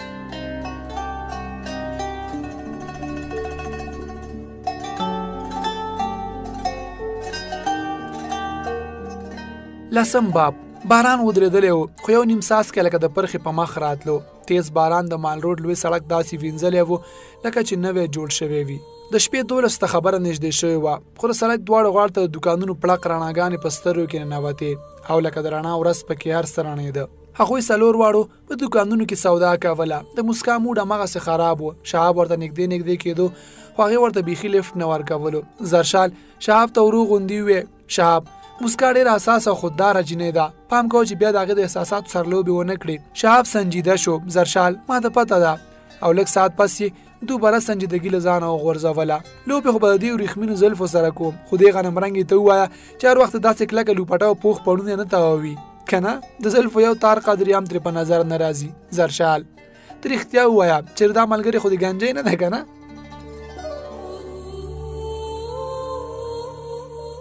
اخري خبره یې ښه په زوره وکړه. زرشال او زرګ دواړه په خندا شو. د زرشال خندا ته په وړومبي ځلې د زرګ پام و. هغه ته داسې محسوس شوه لکه چې په خوا کې یې ګونګروګان شڼېږي. هغه چار چاپېر رڼاګانو ته وکته، بیا یې اوږه په اوږه دغو پرمختللو خلکو جوړو ته دغو مغربي لباس ته یې وکته او ځان سره سوچ یې وړو چې دا خلک د روټۍ او د روزګار د غمونو نه بېغمه د ژوند په رنګینو او ښایستونو کې ډوب دي. هم په یو وطن کې یو طرف ته دا طبقه ده او بل طرف ته هغه خلک چې د سکرو صفا اوبه یې هم په نصیب کې نشته. د اور بلول دپاره ښځې په سرون د غره نه ګیډي راوړي. ماشومان بچي د خښتو په بټۍ کې د خښتو سره سم سوځي. هغه یو سوړه سویلی وکړه او د لاس په ګړۍ کې وخت وکتو. 12 بجې وې. زما خیال دی واپسي کول پکار دي. هغه شهاب او زرشال د خپه نیولی شو. مسکا خو له وړاندې نه د واپس تلو خبره کړې وه. نو ټولو د جدون هاوس مخه واخیسته. په لاره کې ورسره د رامین ځلان او ناشروان ډله ملګرې شوه.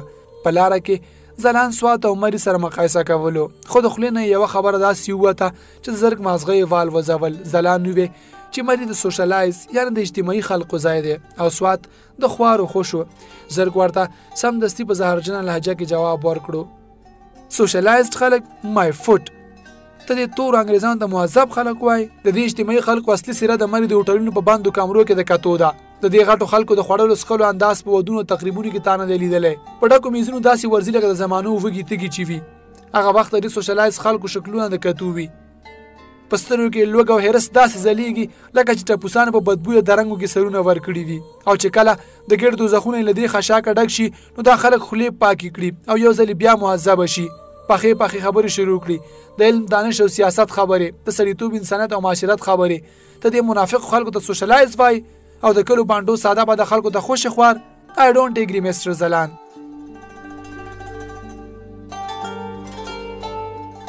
زرګ غلی شو او ټولو ملګرو حق دغ دغه قاریدلې څېرې ته کتل. زلان په خپله خبره شرمنده ښکارېدو.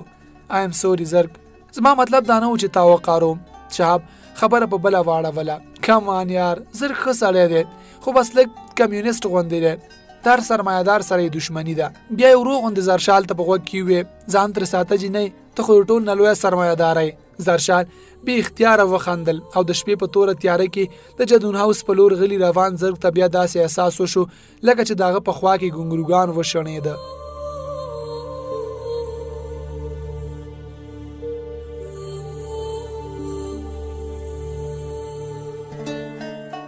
یو لسم باب. د شینغر هوټل په 20 نمبر کمره کې تورتم توره تیاره وه. د غریو نیولي سلګو نري نري اوازونو د خاموشۍ غوږو ته داسې راتله لکه په پرانیستې دریچه کې چې د باران د څاڅکو خپه نیولي ښکالو راتله. د باران بجلی او تنهایي شریک سازش رنګ راوړی و. د جذبو طوفان او د پغمان باران دواړو خپه نیولې وه. د سرفراز د پښیمانۍ او د دلاسې ګنګوسۍ او د شیربانو د بېوسۍ سلګۍ دواړه سره ګډې وډې کېدې. د هغې لوندې جامې د پالنګ نه ښکته په قالین پرتې وې او هغې د سرفراز د کوټلي وجود سنګینې جامې اغوستې وې. سرفراز سره د هغې د غریوژنو سلګویز جواب نه و. د خود سره جذبو خپلواکه طوفان د هغې او سرفراز ترمنځ د حجاب هره پرده شلولې وه. د شیربانو د حیاناکې مینې هر انکار د هغه د سرکشه جذبو هر یو غورځنګ په ځان سپارنه کې بدل کړی و. د هغې د حجاب هر ادا د هغه د هرې غوښتنې په وړاندې ماتې خوړلې وه. د وحشتخیز جذبو په خونړي جنګ کې شکست هر شیربانو مقدر ګرځېدلی دی. د هغې دارې سلګۍ په ژبه د سرفراز نه بس یو سوال و چې دا څه وشو وړاندې به څه کېږي.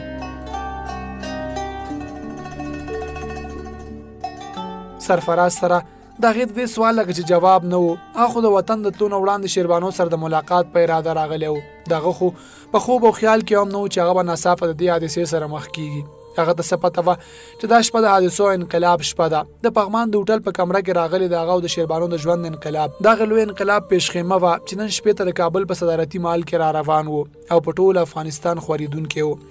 شیربانو هم د دې خبر نه لاعلمه وه چې نن شپه یوازې په هغې درنه نه ده، د هغې سلګۍ ودرېدلې وې او د سترګو نم یې وچ شوی و. سرفراز د هغې مخې ته ټیټ سترګی شرمنده ناست و. د شیربانو د پاکې مینې په لمن لګېدلی داغ د هغه د تندي تور و. شیربانو تلو ته تیاره وه. هغې خپله چترۍ ترلاسه کړه او شال یې په تیاره کې له ځانه تاو کړو. سرفراز هغه د لاس ونیو یو ځل بیا ځان ته رانږدې کړه. شیربانو ماله بخښنه وکړه. دغه په اواز کې ریښتونی پښیماني وه. ما تر خپلې قلا ورسوه. د شیربانو په اواز کې داسې یخه وبرېښېده چې سرفراز د بلې خبرې حوصله ونه شوه کړی او د هغې سره د کمرې نه بهر ووتو. د هغه د لاس په ګړۍ کې وخت 8 بجو نه اوړېدلی و. د هغه او د شیربانو ترمنځ تېر دا 4 ساعته د هغه د ژوند د ټول نه رنګین او د ټول نه سنګین ساعتونه وو. هغه ډېر څه ترلاسه کړي وو، خو هر څه یې بایللي وو. همدغه حال د شیربانو هم و.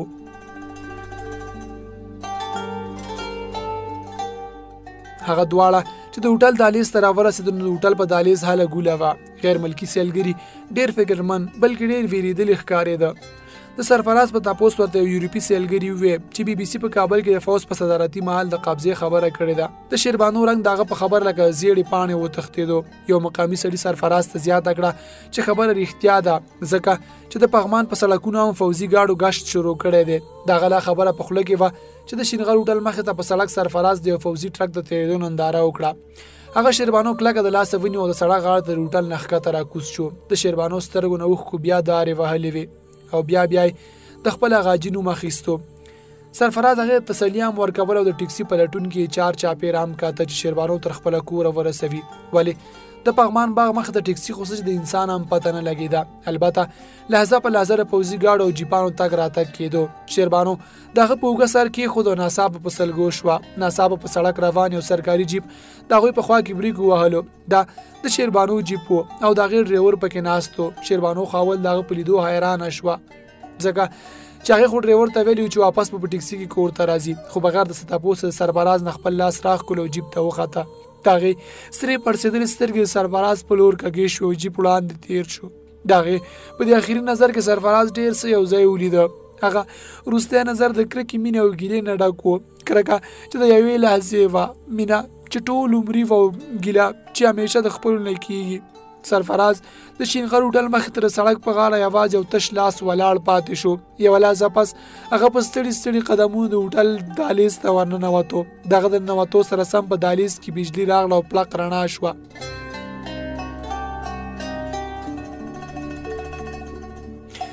په دهلیز کې ولاړ خلک اوس هم د کابل په صورتحال یو بل سره په بحث و مباحثه کې بوخت ښکارېده.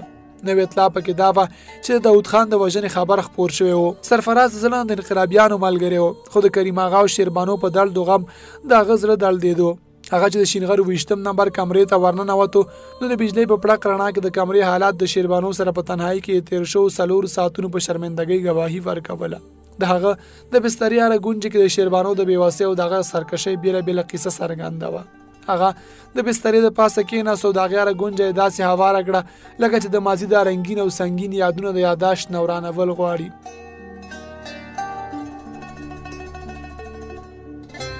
ناڅاپه د هغه لاس په څه داسې تېره څیز ولګېدو چې د درد څړیکه یې تر زړه لاړه. هغه په 2 ګوتو کې دغه څیز راپورته کړو. دا د شیربانو د پوزې میخکې و.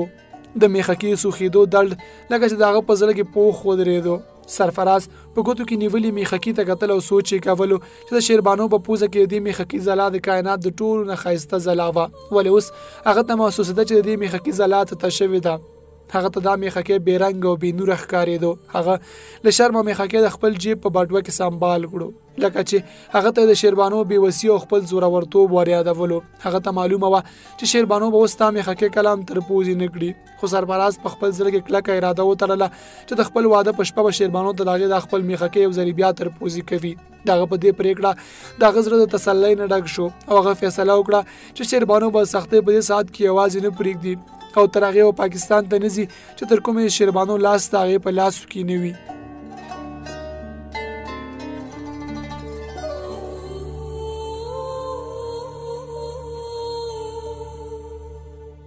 دولسم باب د جادون هاوس ډراینګ روم د پلان د ریچو په مخونو ځوړاندې غټې پردې چې زرک راښکلې وې نو د لمر زیړې پلوشې په ټول ډراینګ روم کې خوارې شوې. هغه په میز پرته خپله د لاس ګړۍ راپورته کړه. د سهار 8 بجې وې. شهاب، ځلان او نوشیروان هم هغه سره د ډراینګ روم په قالین وده شوي وو او لا تر اوسه بېخوده وده پراته وو. د زرک دا زوړ عادت و چې که د شپې به هر وخت خوب ورغې خو د سهار واک ته به ضرور وختي را پاڅېدو. نن دلته هم هغه له وخته پاڅېدلی و سره له دې چې بېګا د مال روډ نه 12 بجه واپس راغلي وو. هغه په اوږده غزونه کې خپل ستوماني وویسته او د سهار قدم وهلو لپاره خپل بوټان د بیګ نه راوویسته. داسې ښکارېده چې په کوټو کې هم نور ټول ملګري په خوبونو کې ډوب وي. هغه خپل بوټان په خپو کړل او د ډراینګ روم نه بهر راووتو. د برنډې مخې ته لوی چمن کې لمر تیز رڼېدو او لرې د ګلاب او رامبیل چامبیل د بوټو سره په خپل سور الواني شال کې زرشال په ګلونو ورټیټه ولاړه وه لکه چې د ګلونو سره خبرې کوي. هغه ورو ورو د هغې خوا ته ورغلو. د هغه په ښکالو زرشال هغه ته مخ راواړولو. زرګ ته ګرانه شوه چې د ګلاب د ګلونو او د هغې د رخسارونو ترمنځ فرق وکړي. ګوډ مارنینګ. هغې په موسکو شونډو زرګ ته وویې ګوډ مارنینګ.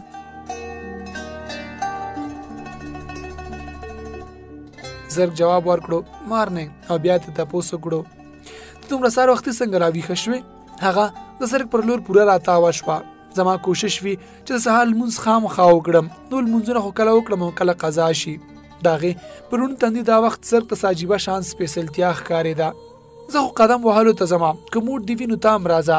زرشال ښکته خپلو خپو ته وکتل. د هغې سپینې سپینې کونترې خپې دا وخت په نازکو غوندې چپلو کې بې انتها ښکلې ښکارېدې. ښه نو لږ انتظار وکړه، زه به هم خپل د قدم وهلو بوټان په خپو کړم نو بیا به ځو. هغې زرګ ته وویې او ورو ورو د بنګلې وړوکي ګیټ ته روانه شوه.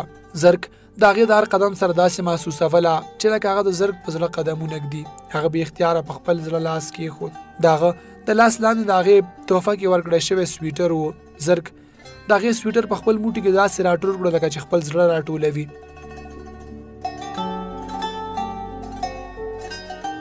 د مري سهار لا تود شوی نه و، سره د دې چې د لمر پلوشې د مخامخ غرونو نه ښکته په سړک راکوزي شوې وې. زرګ او زرشال د چیکاګلۍ په چوک راتېر شو. د کشمیر پوینټ مخه یې ونیوه.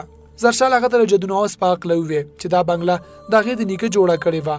زرشال هغه ته د جدون هاوس په هکله وویې چې دا بنګله د هغې نیکه جوړه کړې وه او د هغه تر ژوند د ښه آباده وه. هغه به په سیزن کې دلته ضرور څو میاشتو لا راتلو.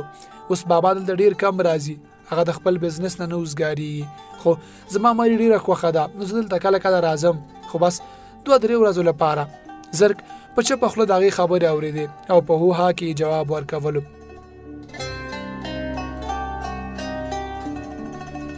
کله کله به د قدم وهلو څوک مړنی مخې ته راغی، ګنې هر طرف ته خاموشي خوره وه. د لارې دوکانونه لا بند پراته وو. هغه دواړه د گورنر هاوس نه چاپېر راتاو شو او د هغې شاته د لرګي په یو بنچ تمې ته کېناسته. داسې چوپه چوپتیا وه چې د مرغو د چغار نه علاوه بل اواز غوږونو ته نه راتلو. یوه لحظه خو دواړه لکه د ماحول په جادو کاڼي شول. بیا زرشال ورو غوندې د ماحول خاموشي ماته کړه. زرګه د فطرت د حسن نه انسان څنګه انکار کولی شي؟ زرګ چې په خپل هم د ماحول په سحر کې گرفتار ښکارېدو، ورو غوندې خپل سترګې په خوا کې ناستې دې پرخې پرخې جینۍ ته ورواړولې. زرشال زه د فطرت د تقاضو نه منکر نه یم، خو زما حالات ما ته اجازت نه راکوي چې زه دې په دې ښایستونو کې ځان ډوب کړم. ته ما له اکثر زما ترخې لهجې احساس راکوي، خو ته زما د تریخ ژوند د حقیقتونو نه خبره نه یې. زما تراخه زما چاپېرچل تراخه دي چې زما په خبرو لهجه کې بریښي. زرشال زه یو پیدایشي یتیم یم. زما مور زما دپاره خپل ځواني خاورې کړې ده، ولې زما په لاسو کې د هغې دې قربانۍ په جواب کې هېڅ نشته. زما دواړه لاسونه خالي دي. هغه نن په یو اخبار کې تر نیمې شپې کار کوي چې زما د تعلیم خرچ برداشت کړي او زه سره تعلیم د هغې د یو خواهش او ارمان پوره کولو جوګه نه یم. زه یو ناکام انسان یم.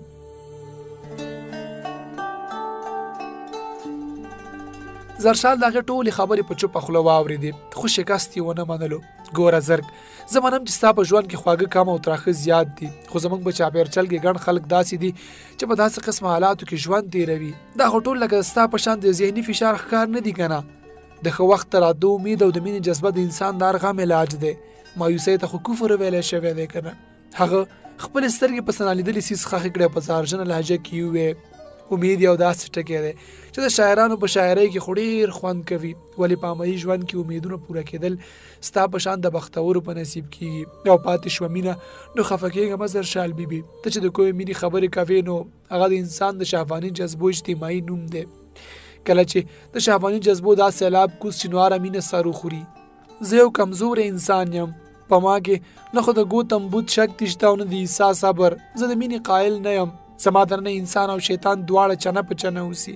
زه د خپل جنت او دوزخ دواړو سره ژوند کوم، نو زه د افلاطوني مینې نوم ولې بدنام کړم؟ زه داسې مینه نه منم. زرشال په ډکو سترګو د هغې خبرې واورېدې. هغې د دې سرکشه او خودسر هلک سره سوچه مینه کوله او هغه اړو د مینې قایل نه و، د هغې د لفظونو کاڼي د هغه د زړه په سر وورېده. هغې خپل ټوټې زړه راټول کړو او په ډک غري وویې هغه ته وویې زرک مینه خو هغه اسم اعظم دی چې د ضمیر مړي یې رغولي دي. ته خو د ژوندي ضمیر خاوند یې. زما ستا په نومونو کې وړومبي دوه ټکي شریک دي چې موږ دواړه به یو ورځ ضرور یو ځای کوي. که زما مینه ریښتونې وي نو یو ورځ به ستا خوبولی احساس ضرور راویښوم. دا زما یقین دی او دا یقین زما د ذات د سبا ستوری دی.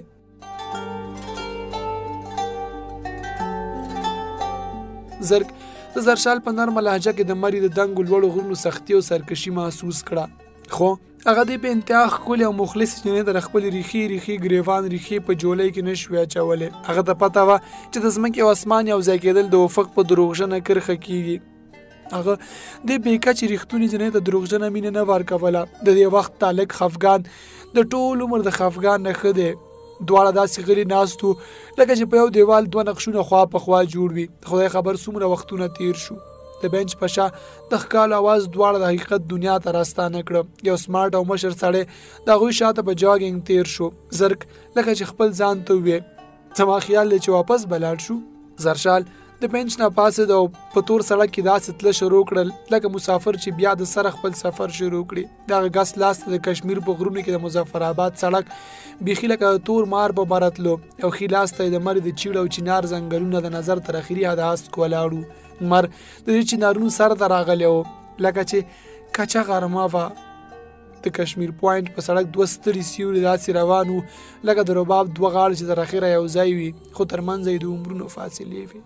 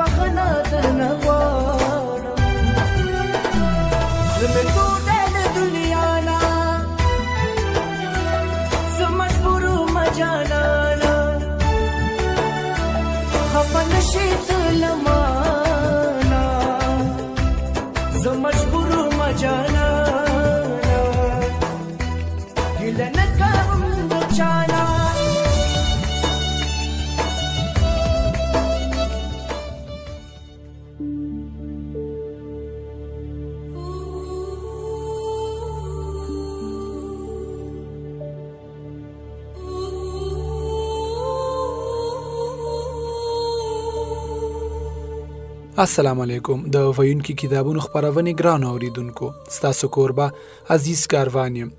تمه لرم چې روغ جوړ به اوسئ. نن د جنګزاد ناول 5م قسمت دی. په تیر قسمت کې تاسو د سرفراز او د شیربانو په اړه باندې همدارنګه په افغانستان کې د سردار داود د شهادت په اړه باندې پوه شوئ. همدارنګه په ښکته پښتونخوا کې د زرک او زرشال او مسکا او د شهاب په اړه باندې پوه شوئ. نو تمه لرم چې د قصې نه به مو تر دې ځایه پورې خوند اخیستی وي. راځئ نوره قصه هم ستاسو په وړاندې.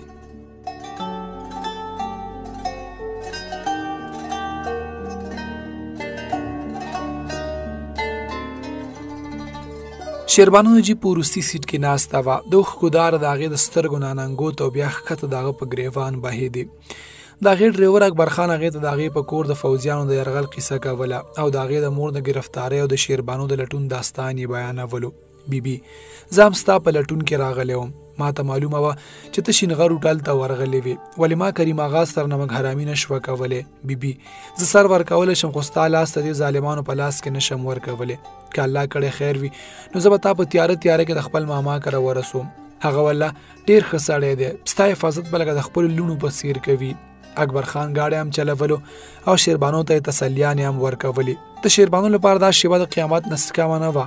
هغې سوچ کولو چې د کابل نه لرې تر پغمانه د باغي فوز لاسونه د هغې تر قلا راخواره شوي دي، نو په کابل کې به د کریم آغا د ډلې څه حال وي. د خپلې ساده باده مور د ګرفتارۍ خبر په هغې لکه د بمي چاودنې راپرېوتی و. که هغه له کوره سرفراز ته نه وی ورغلی نو د هغې ګرفتاري هم یقیني خبره وه.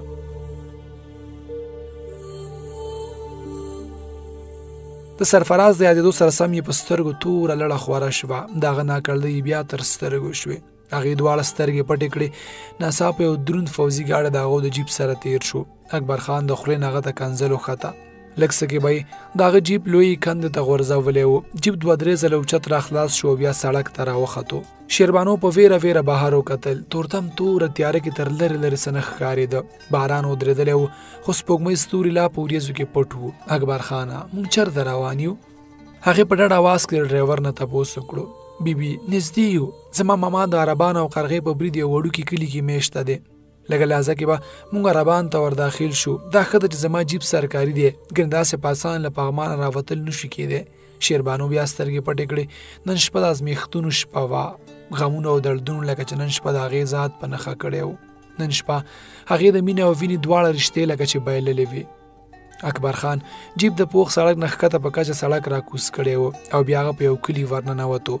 په نیمه شپه کې د جیپ اواز د کلي ټول سپي لکه چې په یو ځای په غپار کړه او بیا جیپ د یوې قلا مخې ته ودرېدو.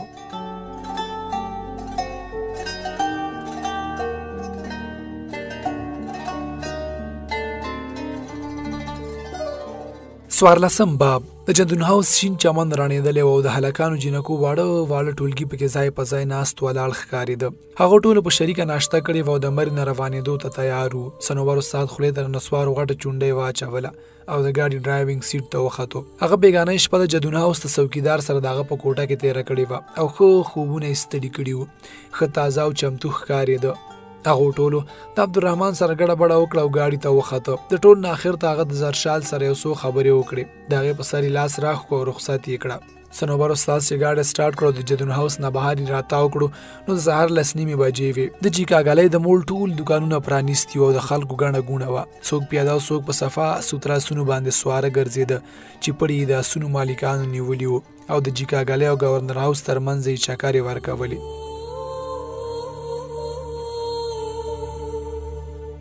صنوبر استاد چې ګاډی په هغه سړک ورتاو کړو چې د مرګ نه تیاګالۍ ته بیا وړاندې بیټ آباد ته ځي.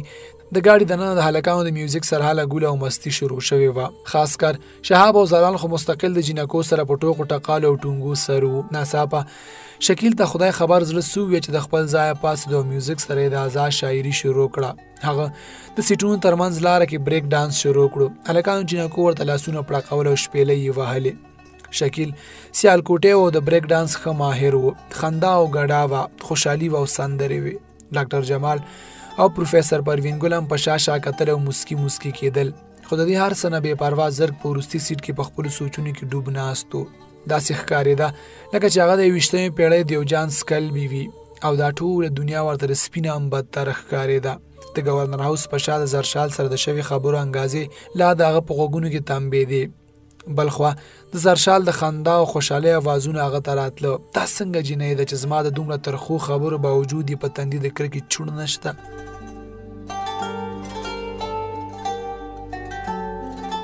هغه بیا په اوچت اواز وخندل. د هغې په خندا کې د نور نام جدا هغه د ګونګروګانو شړنګار و یا د ابشارو جلترنګ و. د ګاډي نه بهر د سړک کږلیچونه او د چیړ او چینار قطارونه سره غاړه غټی کېده. ډاکټر جمال پروفیسر پروین ګل ته لاسونو په اشاره سره ښودل. هغه دواړه هم د دې سفر په ښایستونو کې ورغ ښکارېدل. داسې ښکارېده چې د بیټني سره د دواړو کیمستري هم یوه وه. هغه دواړه د تنهایي ښکار او د خپل علمیت په حصار کې گرفتار بندیان وو. د ډاکټر صاحب ښځه مړه وه او دواړه لوڼه یې واده کړې وې. زوی یې د تعلیم لپاره انګلینډ ته لیږلی او هلته پاتې شوی و. دغه حال د پروین ګل هم و. هغه تر اوسه پیغله وه. په زلفو کې سپین تارونه ځلیدلي وو. وروڼه خویندې ټول په خپلو کورونو آباد وو. هغه یوازې د یونیورسټۍ په هاسټل کې میشته وه او د تنهایي ژوند یې تېرولو.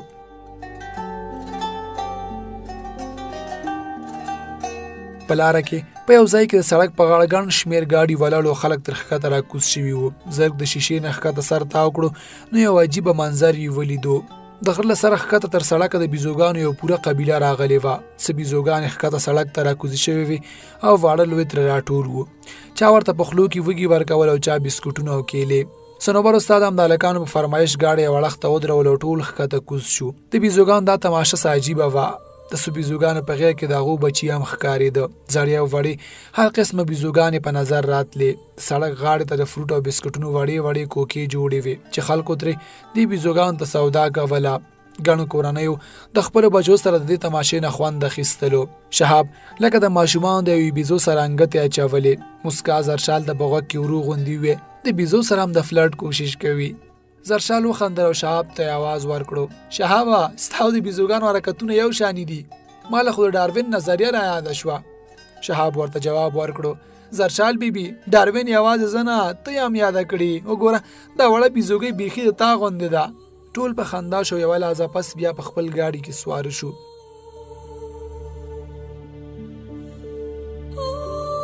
سنوبر استاد چې نتیاګلې د ګلزار هوټل سره گاډي ودرول د غرمې او بجوا نتیاګلې د پښتونخوا صوبې ګرمۍ سرخار دی د وړوکی بازار د سړک غاړه تر خولي خوشرنګ هوټلونو لوی قطار وو د بازار نه بره غره ته یو پوخ سړک لکه د خامار تلې دی چې دواړو غاړو ته د بنگلو قطارونه دي دا سړک تر گورنر هاوس ځي او بیا وړاندې تر هغه مشهور ابشار خپي غزوی چې سیلګری لیدو تر لر ناراضي هغه ټول په دې سړک روان شو خو څوک په لار کې یو ځای او څوک بل ځای ستړي شو د گورنر هاوس تر دروازې صرف زرک شهاب او نوشیروان لاړ او بیا ټول واپس ښکته راغله دواړه پروفیسوران او سنوبر استاد په ګلزار هوټل کې ناست وو کله چې ټول واپس راغله نو د ډوډۍ بندوبست یې وکړو جنکو نن خپل ګروپ جدا کړي او د هلکانو نه جدا ناستې وي د ډوډۍ نه وروسته هغه ټول د سود سودا اخیستلو لپاره ورغلي او هلکانو سړک نه ښکته ځنګل مخه وکړه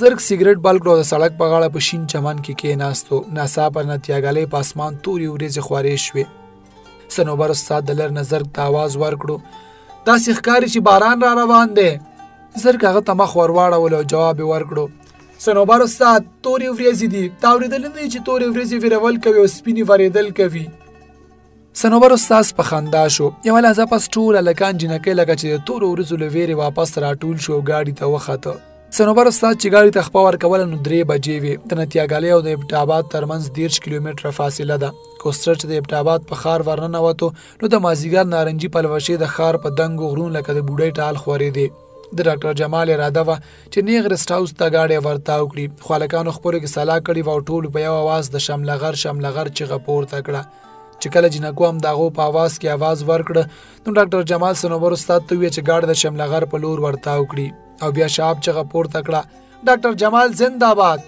او ډاکټر جمال په خندا شو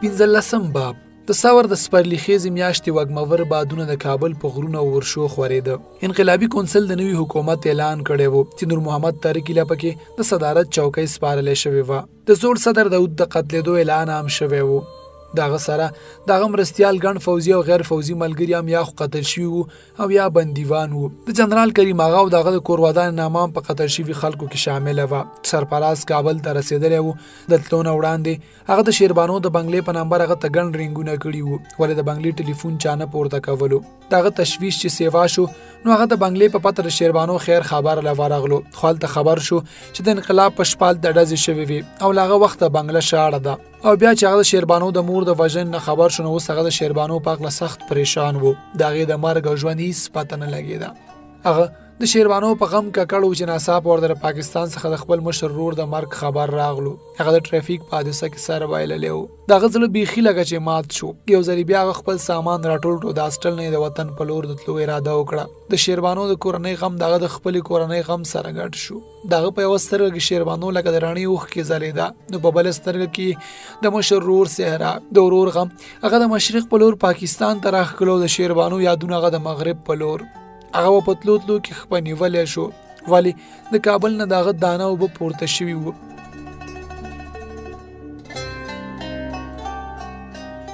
هغه چې په ګاډي کې سورېدو او په شا د کابل ښار نه چاپېره غرونو ته وکتل نو د هغه غوږونو ته شیربانو د اواز انګازې راتلې چې سرفراز ما داسې یوازې چا ته پرېږدې هغه چې د ګاډي د کړکۍ نه د مایپر سوکو ته کتل نو شیربانو الواني شال ورته په لوړو سوکو خور ښکارېدو هغه چې د روان ګاډي نه د سپین غر په سر پرتو واوره له کتل نو د شیربانو واورین لاسونه ورته جوړه کېدل چې ګوره مزه تللی بیا کله راغلی دی مینه سرفراز سترګې پټې کړې ولې د سترګو پټولو سره حقیقتونه نه بدلیږي او حقیقت دا و چې هغه خپله مینه په شا پرېښوده او خپلې وینې ځان ته راښکو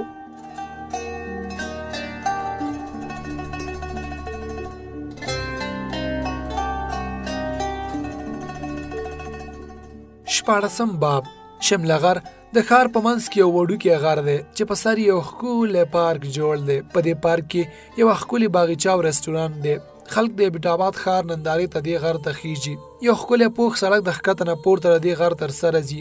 د هغو ګاډی چې د غره په سر ودرېده نو د ماښام تروږمۍ خوره شوې وه. باغچه او پارک د وړو زړو زلمو نه ډک و. د رستوران سره بهر په باغچه کې کرسۍ لګېدلې وې. هغه ټول په کرسو کېناست او د چایو سره د شامي کبابو وینا وکړه. د غره نه چاپېره د ښار ننداره کېده. دا صفا سوتره ښار د 2.5-3 لکه خلکو ښار دی چې یو انګریز افسر ایبټ آباد کړی و. ایبټ آباد کې د مري غوندې ګڼه او رنګیني نشته، ولی د سکون او خاموشۍ لټونکي دا ځای ډېر خوښوي. د شملغر نه د ښار د شپې رڼاګانې ډېرې ښکلې ښکارېدې. داسې لګېده لکه چې د غره په نیازبینه سینه د شپې توره لوپټه خوروي چې د فطرت نازکو ګوتو ورباندې د ستورو ستارې ټومبلې وي.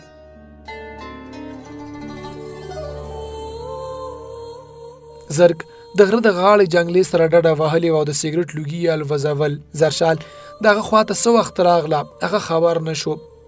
زرک د دې غر د سر هوا څومره خاموشه ده. هغې په خاموش آواز کې د هغې غوږ کې ګونګوسه وکړه.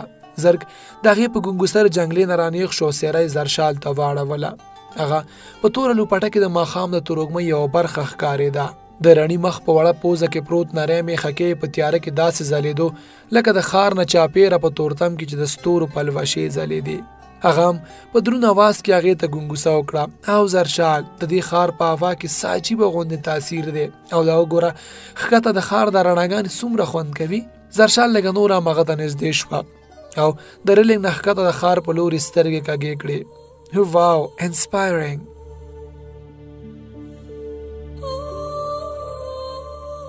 ته پوهېږې زرشال که زه شاعر وم نو ما په دې منظر ضرور شاعري کړې وه. زرک د لوګېدلې سګرټ ټوټه د خپې لاندې ومږل او زرشال ته یو نظر بیا وکتل. د هغې د لوپټې نه د هغې باغي زلفې د هغې په اوږو خورې شوې وې او د باد وږمو بادولې. زرشال ته خو هم د دې منظر یو برخه یې، په تا خو هم شاعري کېدای شي. د هغه د زړه خبره د هغې تر خولې رانغله. ناڅاپه د شهاب تیره اواز د هغه د خیالونو سلسله ماته کړه. رومیو جولیټ ګاډي ته راځئ واپسې ده.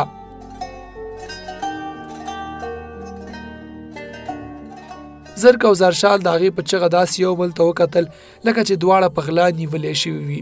زرشال خپلې د حجاب سترګې ښکته کړې او ورو ورو واپس روانه شوه. زرک د هغې په ملا خورو زلفو ته کتل او بیا یې ورو غوندې د هغې په خاپونو قدم کېښود او په هغې پسې داسې روان شو لکه چې هغه ورته د منزل لاره سمه وي. د شملغر رونق په کمېدو و. خلق ورو ورو بیرته روان وو. د تیاره څادر چاپېره خور شوی او د شملغر مخموره باد د غر نه ښکته د ښاریې په چاپېرچل خورېدو. داسې ښکارېده لکه چې هغه ټول د میکدې نه راوتي وي. هغه ټول په لاره تله او ټول زنګېده. دا د ماحول د ښایستونو معجزه وه یا د دې غر د جادو لویه کرشمه چې هغه ټول غلي وو او د ماحول سترګو خبرې کولې. د زرشال په مزغو کې یو څه ګډو وډو لفظونو د نظم په جوړه کې ځان رانغاړلو. په هغې امد کېدو چې د شملغر د جادوګرې فضا او د زرک د قربت اعجاز و.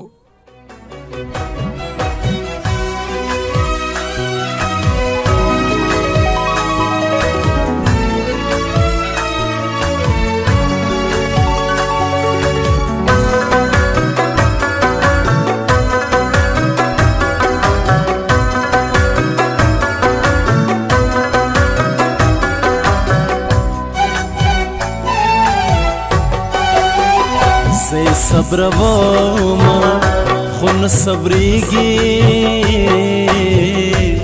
وایه څنګه وکم.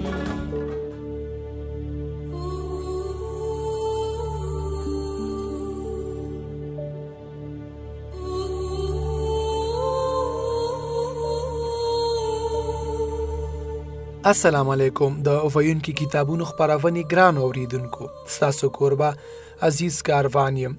هیله ده چې روغ جوړ به اوسئ. نن د جنګزاد ناول شپږم قسمت دی. په تیر قسمت کې تاسو د سرفراز پاکستان ته په راتلو باندې او همدارنګه په کوزه پښتونخوا کې د مرینا د زرک او زرشال دوی په بیرته راتګ باندې پوه شوئ. نو راځئ نوره قصه هم ستاسو په خدمت کې.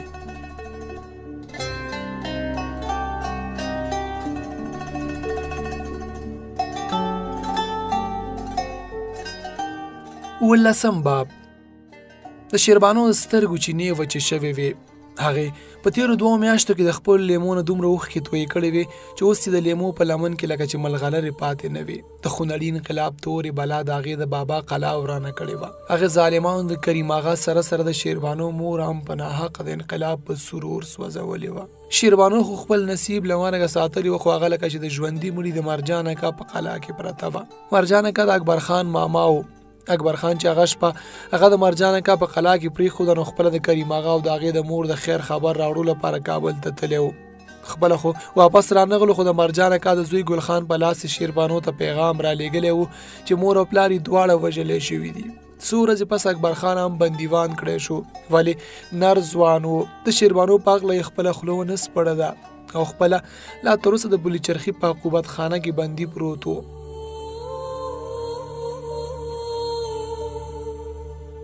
شیربانو د مور او پلار په مړینه د هغو نه صبر شوې وه، ولې د سرفراز له یادونو نه صبرېده.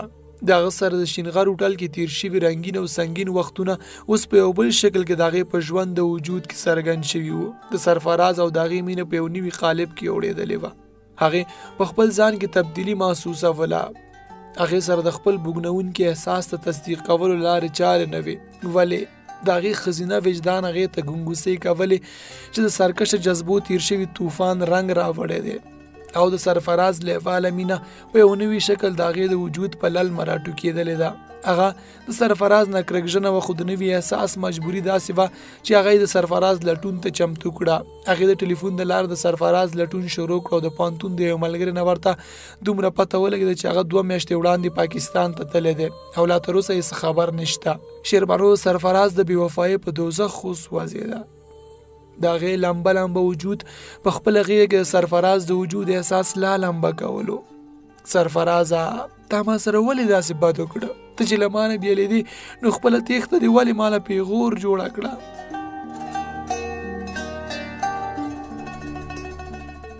هغه ډېرې ورځې پس بیا په ساندو ژړېده. کله کله خو به یې زړه ته راغله چې خپل ژوند په خپلو لاسو ختم کړي چې د بدناموسۍ نه خلاصه شي، ولې بیا به یې ځان له تسلي ورکړه چې نه سرفراز بېوفا نه شي کېدی. هغه به د څه مجبورۍ له کبله وطن ته تللی وي. هغه د فیصلې په برید ولاړه وه، خو فیصله کول هغې ته اسانه نه و.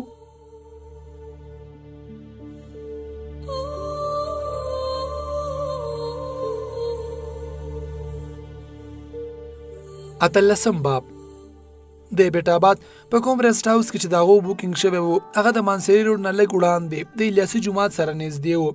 دا زړه بنګله داسې ښکارېده لکه چې بیټ آباد ښار د آبادولو سره سم آباده شوي وي. د هغو بوکینګ د 4 کمرو و. کمرې ښه لویې لویې وې او د کمرو خاص خبره یې د زوړ فیشن د لرګي هغه کار و چې کلاسیک ګڼلی شي. په هره کمره کې 2 پالنګونه وو، خو د هغو لپاره یې د میټرسو انتظام کړی و. یوه کمره جینکو ونیوه چې پروفیسر پروین هم پکې شامله وه. باقي 3 کمرو باندې هلکانو سره د ډاکټر جمال قبضه واچوله. دلته شپه د مري عمره یخه نه وه. د ریسټ هاوس په کچن کې د هغو راتلو سره سم د ایمرجنسي نفاذ شوی و. دا بیله خبره وه چې اکثره هلکانو جینکو په شملغر د چایو سره شامي کباب خوړلي وو او د شپې د روټۍ نه انکاري وو.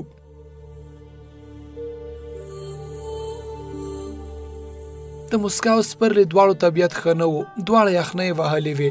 ډاکټر جمال سره د هغه بیگ کې ښه ګڼ داروګان پراته وو، خو دواړو ته یې د تبې او د آرام ګولۍ ورکړې او هغه دواړه له وخته په خوب ورغلې. هلکان د ډاک بنګلې په چمن کې راټول وو او نوشیروان د ټولو په منځ کې ناست خپل خوږ اواز جادو غږولو. هغه بنوسی و او د هغه اواز ډېر خوږ و. اکثر به یې د خان تحصیل سندرې ملګرو ته اورولې. شهاب، شکیل او دلدار درې واړه به پکې کله کله پیر واړول او نور به ورته لاسونه پړقول. زرشال او اتیا په دالان کې ولاړې وې او د لر نه یې د هلکانو تماشه کوله. د شپې 12 بجې چې دا محفل تالا شو نو ټول هلکانو د ریسټ هاوس په کچن یرغل وکړو، ځکه چې ښه وږي شوي وو. خو هلته د ډبل روټۍ او جیم نه علاوه بل څه په لاس ورنه راغله. دا یې هم غنیمت وګڼل او د ډبل روټۍ او جیم سره ښه انصاف وکړو او بیا خپلو کمرو ته ننوته.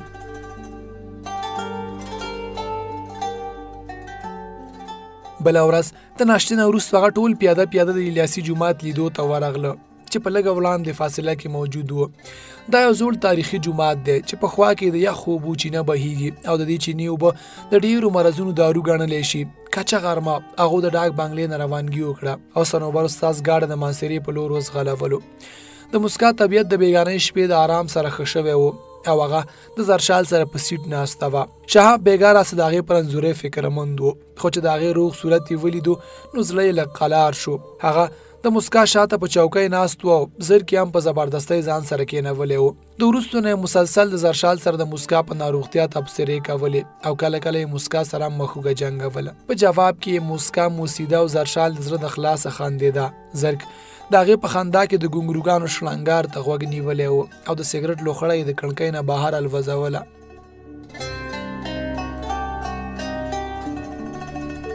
د بیټ آباد او مانسیرې ترمنځ سړک پوخ او پلن دی. په دې سړک ټریفیک زیات نه وي. د سړک دواړو غاړو ته د سفیدار ونې ولاړې دي لکه چې سړک یې په خپل حصار کې نیولې وي. نن بیا د اسمان په غېږ کې د لمر او د وریځو پټپټونه و. موسم خوشګوار و چې اثر یې د بس دننه صفا ښکارېدو. صنوبر استاد د ډاکټر جمال په فرمایش د اتڼ ساز غږولو او نوشیروان د سیټونو ترمنځ په لار کې د اتڼ ردم سره یو کړي لاسونه د رقص په انداز کې ښکته پورته خوځول او نور ورته لاسونه پړقول.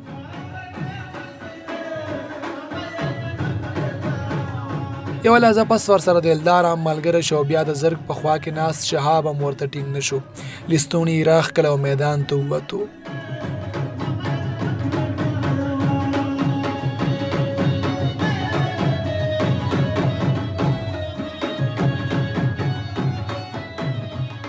د اتڼ په ساز سره د اتڼ د دې رقص نه د ډاکټر جمال او پروین ګل په شمول ټولو خوند واخیستو. د ماسپښین 2 بجې کېدې چې صنوبر استاد ګاډی د منصرې ښار سره نږدې سړک په غاړه جوړ د فارسټ ریسټ هاوس په ګیټ دننه کړو. په دې میلمستون کې د هغو بوکینګ د 2 ورځو و او دا بوکینګ د منصرې ډي اف او صاحب کړی و. د ډاکټر جمال زوړ ملګری او کلاس فیلو پاتې شوی و. دغه په وجه ریسټ هاوس ټول عمله د هغو استقبال ته لاس په نامه ولاړه وه چې منیجر هم پکې شامل و. دلته د هغو دپاره د شپو کمرو بندوبست شوی و. نوکرانو د هغو سامان د هغو سره کمرو ته ورسول او بیا ټول نیغ په ډایننګ هال ورغله. د روټۍ بندوبست هم ښه د تکلف نه ډک و. دا میلمستون د ابټاباد د ډاک بنګلې په مقابله کې لوی او نوی ښکارېدو. د انګریزۍ د توري ال په شکل کې جوړ دی ریسټ هاوس کې 14 کمرې او یو لوی ډایننګ هال و. منیجر وویل چې دا وخت د ریسټ هاوس ټولې کمرې ډکې دي. د هغو نه علاوه د فارسټ افسر سره د فیملي 2 کمرې نیولې وې. باقي په ټولو کمرو کې غیر ملکي سیالګري دیره و. د روټۍ خوړل نه وروسته ټول خپلو کمرو ته ورغله او خپې یې وغځولې. هغه د چا خبره چې مړه ګېډه فارسي وای. نو شهاب، شکیل، نوشیروان او ځلان د تاش پاڼو ته کېناسته. زرک او سهیل یې تماشه کوله او عالم جان سره د نسوارو سټاک ختم شوی و. نو هغه د نسوارو په تکل کې بهر بازار ته ووتو.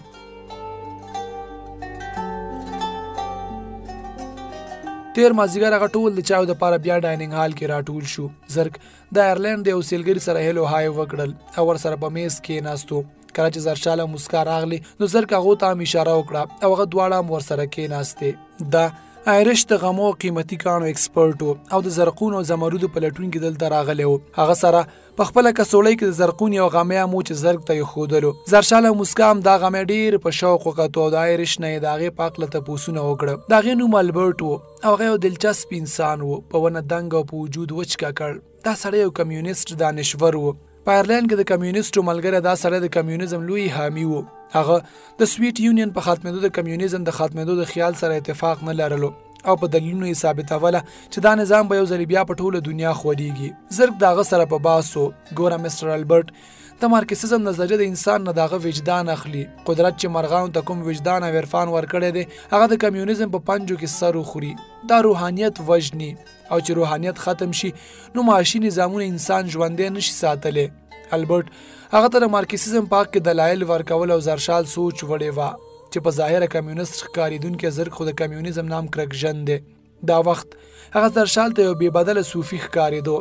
دا د مینې نه په ظاهره منکر صوفي چې نن د روحانیت او وجدان خبرې کوي نو زه څنګه ومنم چې د روح د مینې د تنکۍ جذبې نه خالي کېدی شي.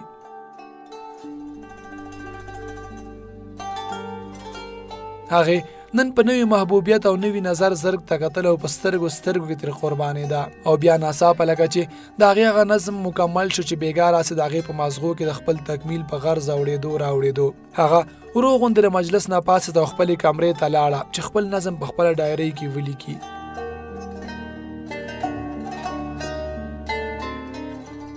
نولسم باب.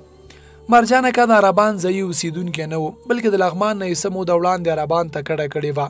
داغه 2 لونه او 2 زامن وو. مشر زوی ګل خان وو چې په کابل کې د وچې میوې دکان ویستی وو او هم د اکبر خان پیغامونه شیربانو ته راوړي وو. هغه واده کړی وو او کله کله به د مور پلار خیر خبر ته عربان ته راتلو. دغه نه کشره خور وه چې ګلمینه نومېده.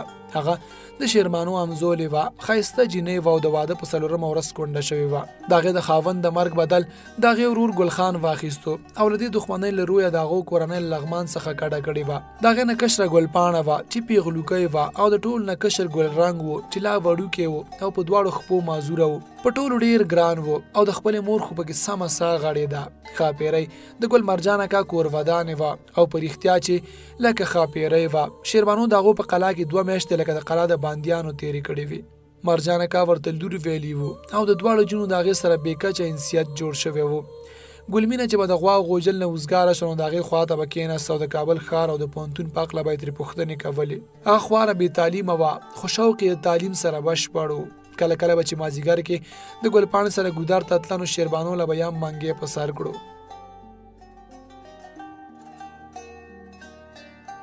شیربانو په زړه غمژنه وه خو د ګودر په غاړه د سرو شنو لوپټو سپرلي او د کلي د پیغلو چغو چغار به د هغې غمونه شاته کړل او هغه به مشغوله شوه.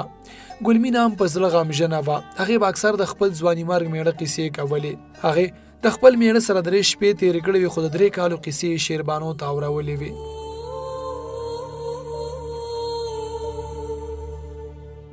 شیربانو چې د هغې قیسې اورېدې نو سرفراز په غېږه کې تېرې د شمېر لمحې به ورته رایادې شوې خو هغې د سرفراز قیسه چاته کولی نه شوه. د هغې او د سرفراز خو یو بېنومه تعلق و چې د وینا جوګه نه و. پیغلوکی ګلپاڼه هم د شیربانو مخ ته په کتو نه مړېده. اکثر به یې خپله زنه په ګوډو ایښې وه او د هغې مخ ته به یې کتل. د هغې موسکۍ سترګې د شیربانو ډېرې خوښېدې. کله کله به یې د تاخچې نه خپلې ګوډیانې راواخیستې او شیربانو ته به یې وښودلې او کله به یې د شیربانو نه د هغې د وړوکوالي د قیسو فرمایش وکړو.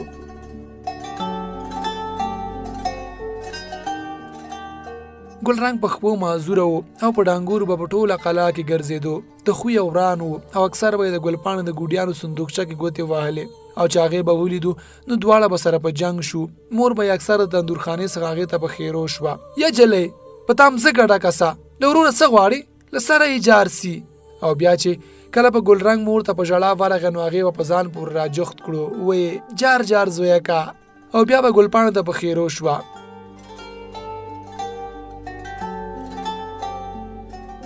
کله کله به چې ګلمینه هم د شیربانو له خوا نه وخوځېده نو مور به یې ورته چغه وکړه بلا دې ووهه راسه په نغري کې اور لمبه کړه چې دیګی باندې کړم اوس به دې هوا راسي. شیربانو ته د ګل مرجان اکا په قلا کې د خپل پلار او خپلې مور څېرې مخې مخې ته کېدې. د ښاپیرۍ عادي خو یې بیخي د هغې د خپلې مور په رنګه وه او مرجان اکا د هغې د پلار په څېر زړه سواندی او مهربان و.